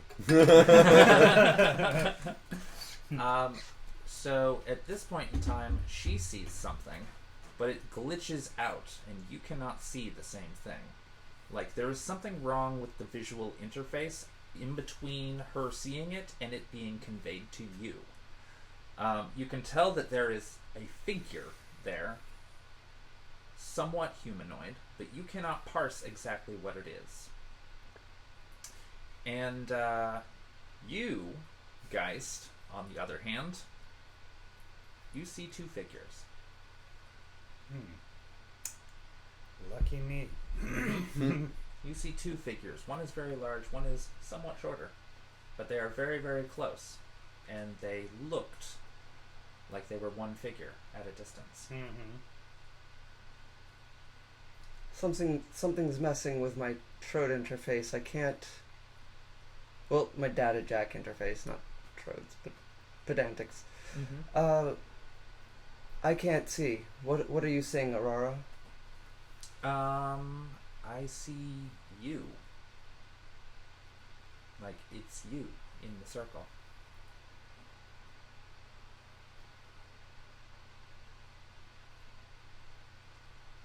Well, that's very flattering. Grenade. Jesus. I don't even think he has it. It's just for future reference. I'm only saying it for a joke. That's fair. And Balin just gets kind of irritated at this point. Does it smell like Rhonda? Guys just kind of like leans over to see around the two figures. It doesn't smell like anything. That's what I assumed too. Why not try your cyber arm? To do what? Just breach the circle with it. Cool. And she puts her arm into the circle. And then she says, "And you're reaching back to me."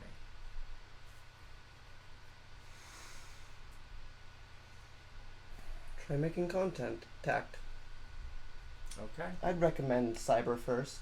Those are replaceable. She steps her cyber foot into the ring. And the figure makes a step towards her as well.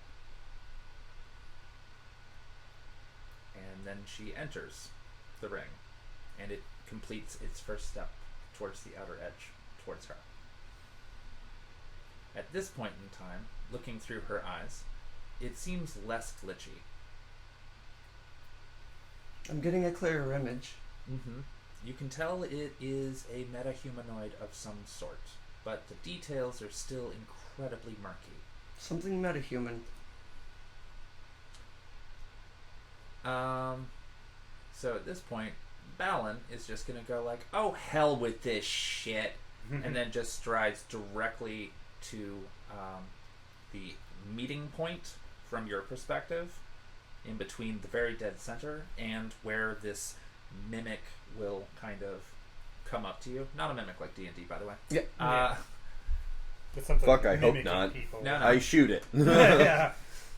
You shoot Balin. Shit. No, because she would be out of the way, comparatively speaking, to his vantage point of what appears to be Svetlana.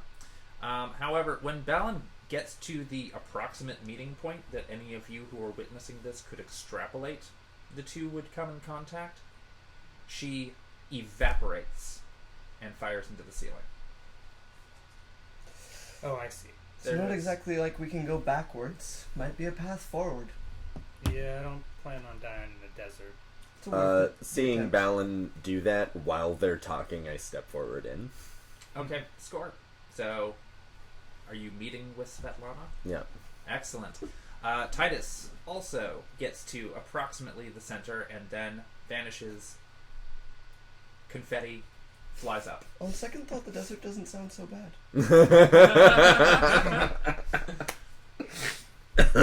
Guys kind of chuckles. Confetti. Just starts walking forward. Let me know if that happens when I disappear. I'll do my best. And so you complete the circuit. Cool. You also Walk into the two shadowy figures doing and then this. fly up, but just as you reach the boundary, you see your ex-wife and you see your daughter. And when you clear that, you teleport. I'd definitely save a recording of Geist's confetti.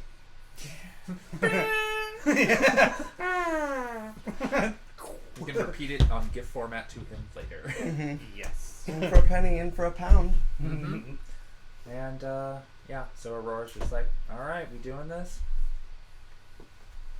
Score. So when you get closer, the static around the image and the fragmentation finally disappears enough for you to actually see the figure in its details. And that is a secret that Alice will only have for the near future. Okay. I will send you that information later tonight. Okay, secret for Alice. But you see somebody, and you know them. Oh boy. Oh, I hope it's Aurora. But I know that it isn't. Yeah. Because if it was that cute, we'd say it out loud. Yeah. That would be adorable. Oh, wouldn't we got a it? Quazzle Alice more. Mm-hmm. Cool. Mm-hmm. I assume we now confetti.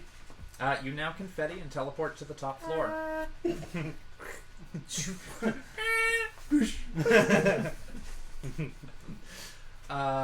Sweet. Excellent. All of you now find yourself in a open air chamber. There are, like, it's all the same brickwork and stonework all around you, but high above you, not that high, you're a lot closer, you can see the pulsing red light. And, like, it's got kind of a, not an aura about it, but like a halo of soft pink on the outer edges. Just kind of like following it in an orbit. So I guess Like you would kind of imagine- shrinks down the pink kind of. Yeah, like you would imagine a pink circle orbiting a centralized star in space. Okay. But it is this pulsing red light that is really illuminating the shit out of this room. And all of you can see, like, there's the horizon of some sort of desert landscape out there in all directions, and it just seems to be fucking flat. And in the center of the chamber is a circular seat, and upon that is a very, very large robed figure. How ominous with the red lighting. Mm-hmm. Mm-hmm. And as you appear to be looking at it, what are you doing? Anything? Interacting at all? I assume you are our host. Projected Tridio. Mm-hmm. Titus is just hand on kindness, like looking real close, trying to see who it is. Mm-hmm. And you can all hear, I am the dweller upon the threshold.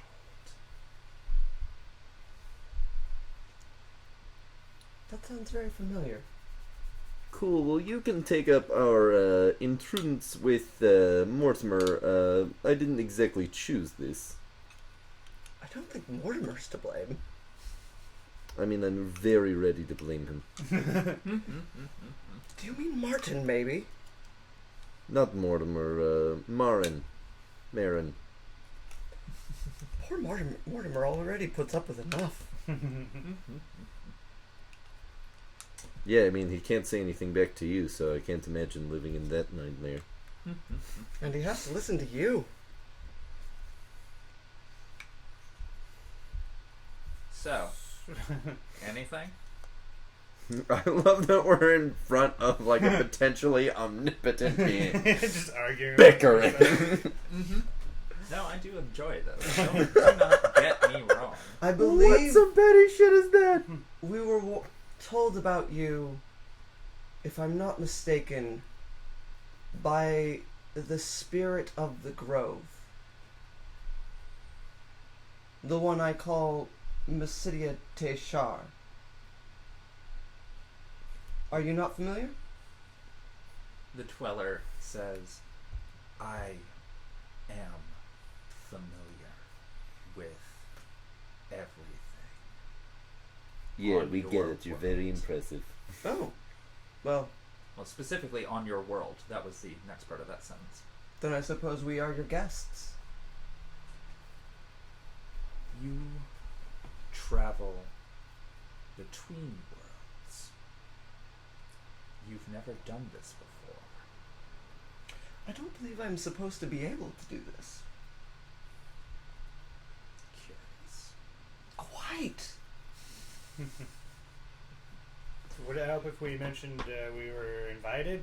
Even further so by the fact that you don't understand it. Oh goodness. I'll be back. And I just pop out of Tridio. Nice. Oh, it's gonna Nice. take some processing. Well, he has neither confirmed nor denied anything, just made statements.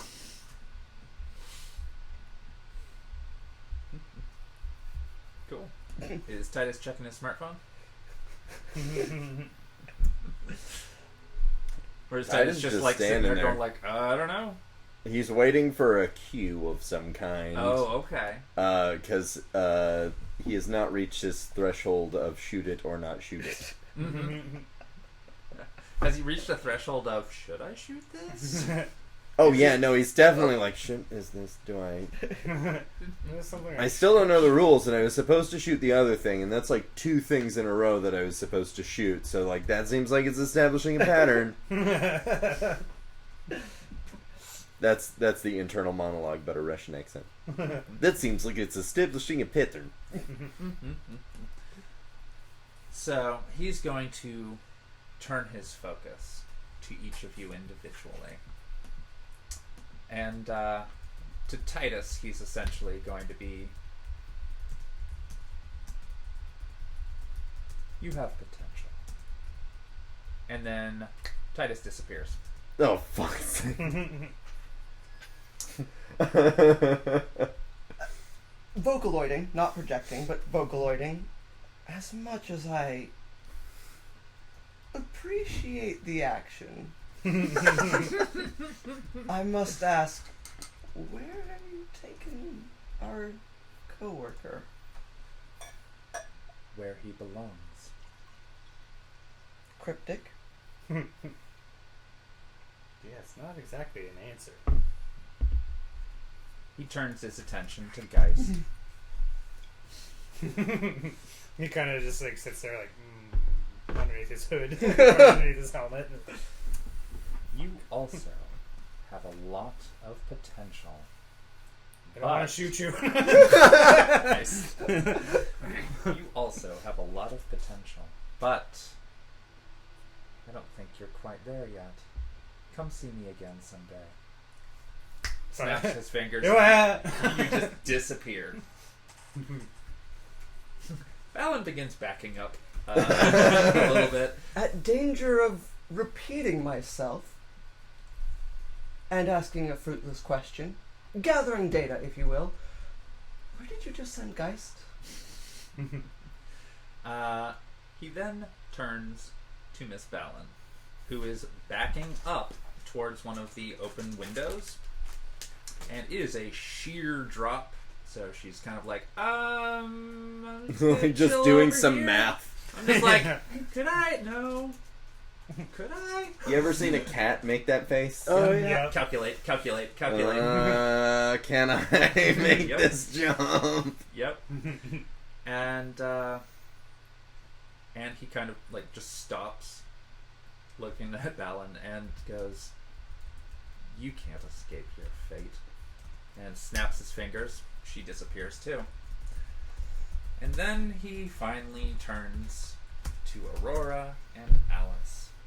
Well, I certainly won't deign to ask a third time. I love that attitude so goddamn much. And you both have a lot of work to do. And then he snaps his fingers, and both of you also disappear. And then If a person disappears in a room and no one's there to see it, Do they confetti? do they confetti? the dweller knows. Oh, the Dweller. The Dweller has approximate knowledge of many things. I had to Yeah. quote the meme. Had to do it. And so all of you are going to find yourself simultaneously on a stone labyrinth surrounded by trees. Oh, fuck's sake. Do I still have the rose? Yes, you still have the rose. Sweet. Mm-hmm. It'd be really cruel to take it away from you after you made that prop. Mm-hmm. It's fine. I can still wear the prop. Give me that. You take it away and you're wearing it. Just like And tear then it up. Tara just like tears it up. Yeah. Rips it, throws it in a blender. Give Promise that. me whenever the rose goes away that you'll just like... Yeah. Actually, my consent 100%. Okay, I'll keep that in mind. It's not for a while. Oh shit, spoilers! Or is it? I don't know. We're gonna see how this story pans out. So in any event, I'm pretty sure all of you know where you are now. You are on the upper cliff of the sanctuary. Are there police around? It is very quiet. The absolute first thing I do is check the date and time to see how much time has passed. Mm-hmm. Yeah. Did you Do y'all have accurate matrix accessibility inside of the labyrinth? We did not. We were Oh yeah, isolated. I guess not. I don't do that then. I walk over to You guys. could try. I mean, I called Alice from the middle of Yep. the circle. I thought you were still outside of it. Anyway, point is, It was right before we went in. Oh, point gotcha. is, y'all are totally free to move about, decide a course of action for yourselves. I just touch Geist. Yeah. Guys, are you wearing the helmet right now? Yeah. I just touch Geist's helmet so the gift plays in your That's what you look like, exploding into confetti. Confetti. Enjoy. Titus just starts walking towards the elevator. Excellent. So you have matrix accessibility thereafter. It's very dark, but it's usually pretty dark around here. But when you come to the elevator and you can see like the entirety of the airport off of the side of the cliff and all of that, it still is nighttime. It's very dark out. And there go the planes, but everything appears to be normal. Date and time. Now Date and time. The date is now September 26th, fuck's sake. 2009 or 2078. Fuck's sake. Y'all have been gone for about 2 months. You say 26th? Well, yeah, the 26th. So like y'all had a week together after the 27th. So I guess you would say 1 month and 3 weeks you have been gone from this plane of existence. That's a long time.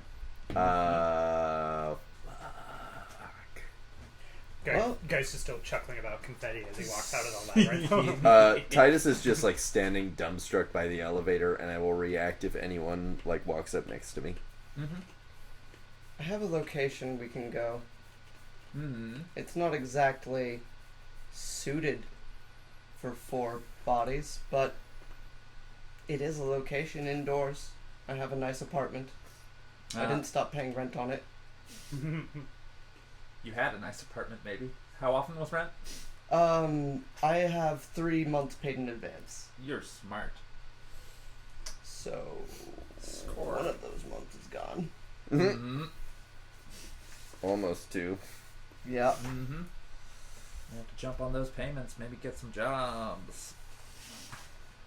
And I'm gonna start cycling through my contacts and just like, letting them know that I am not dead. Just fell off the radar for a month. Yeah, let me know if anybody decides to check their inboxes. I'm gonna check my inbox. Oh yeah, already. Okay, so Alice in particular, you are being dinged by every contact that you know in town. They are trying to get to the bottom of what the fuck happened at the stump and why you went missing at the same time. Also, how's Aurora? That's sweet.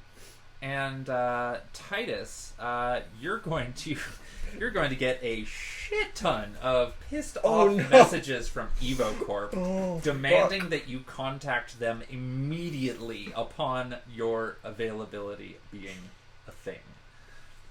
Shit. None of them are from Buttercup. They are all from her assistant. Cool. Geist is gonna walk up next to Titus and just push the elevator button. Titus just turns to Geist. It's been 2 months.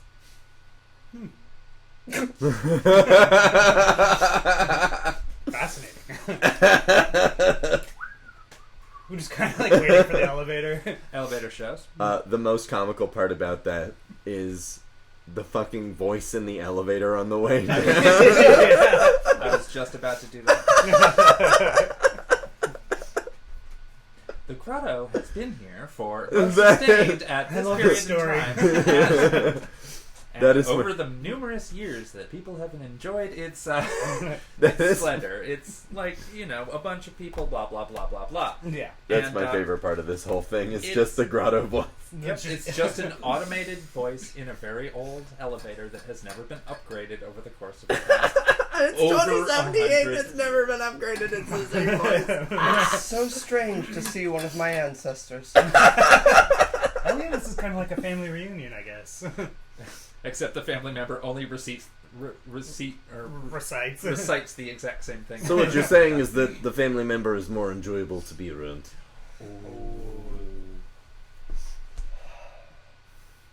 Meanwhile, in You would enjoy a thing you 1817, can when shoot they first easier. found... Yeah.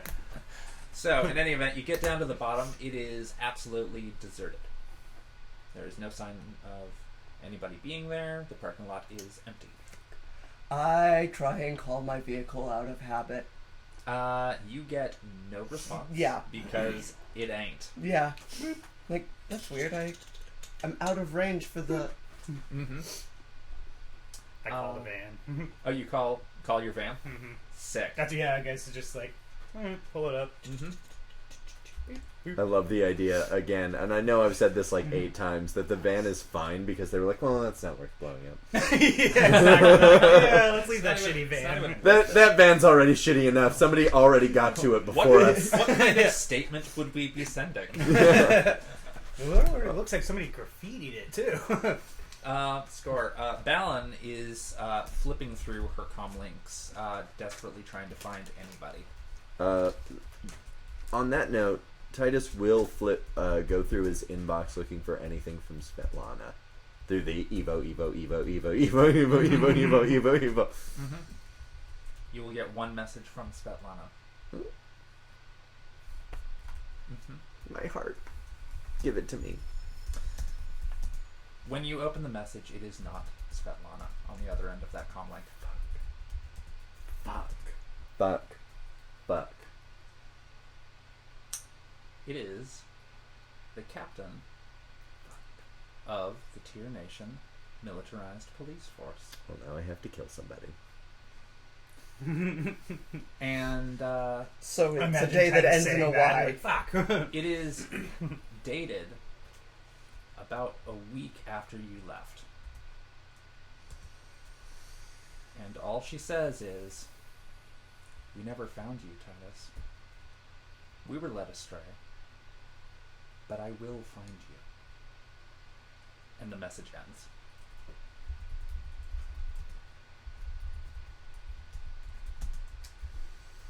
And it has been at least 1 month and 2 weeks since that message. I remove my block from Alice, Mm-hmm. and I send that to the party.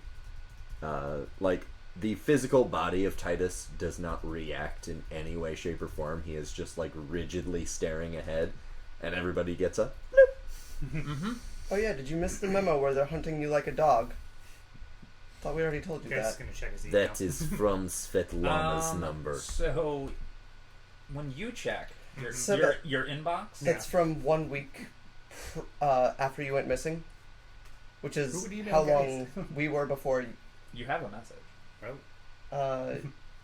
We went away 1 week after Titus Hmm. disappeared. No, No. it was like 10 hours. Oh, okay. It was like 10 hours. It was like, yeah, it was Oh, like, okay. No, But I because you did were the in math there, on this it was like shit. a whole Yeah. day for you. I mean, I was Yeah. assuming the math was correct. yeah, just 10 hours. No, so basically, Titus was only gone for 10 hours, and when you finally were reunited with him, he was under the impression Oh, an that's right. entire day had gone by. That's right. Yeah, so he says out loud, that was sent from Svetlana's number. Mm-hmm. Problem. Why do they Bring want to problems. kill you so bad?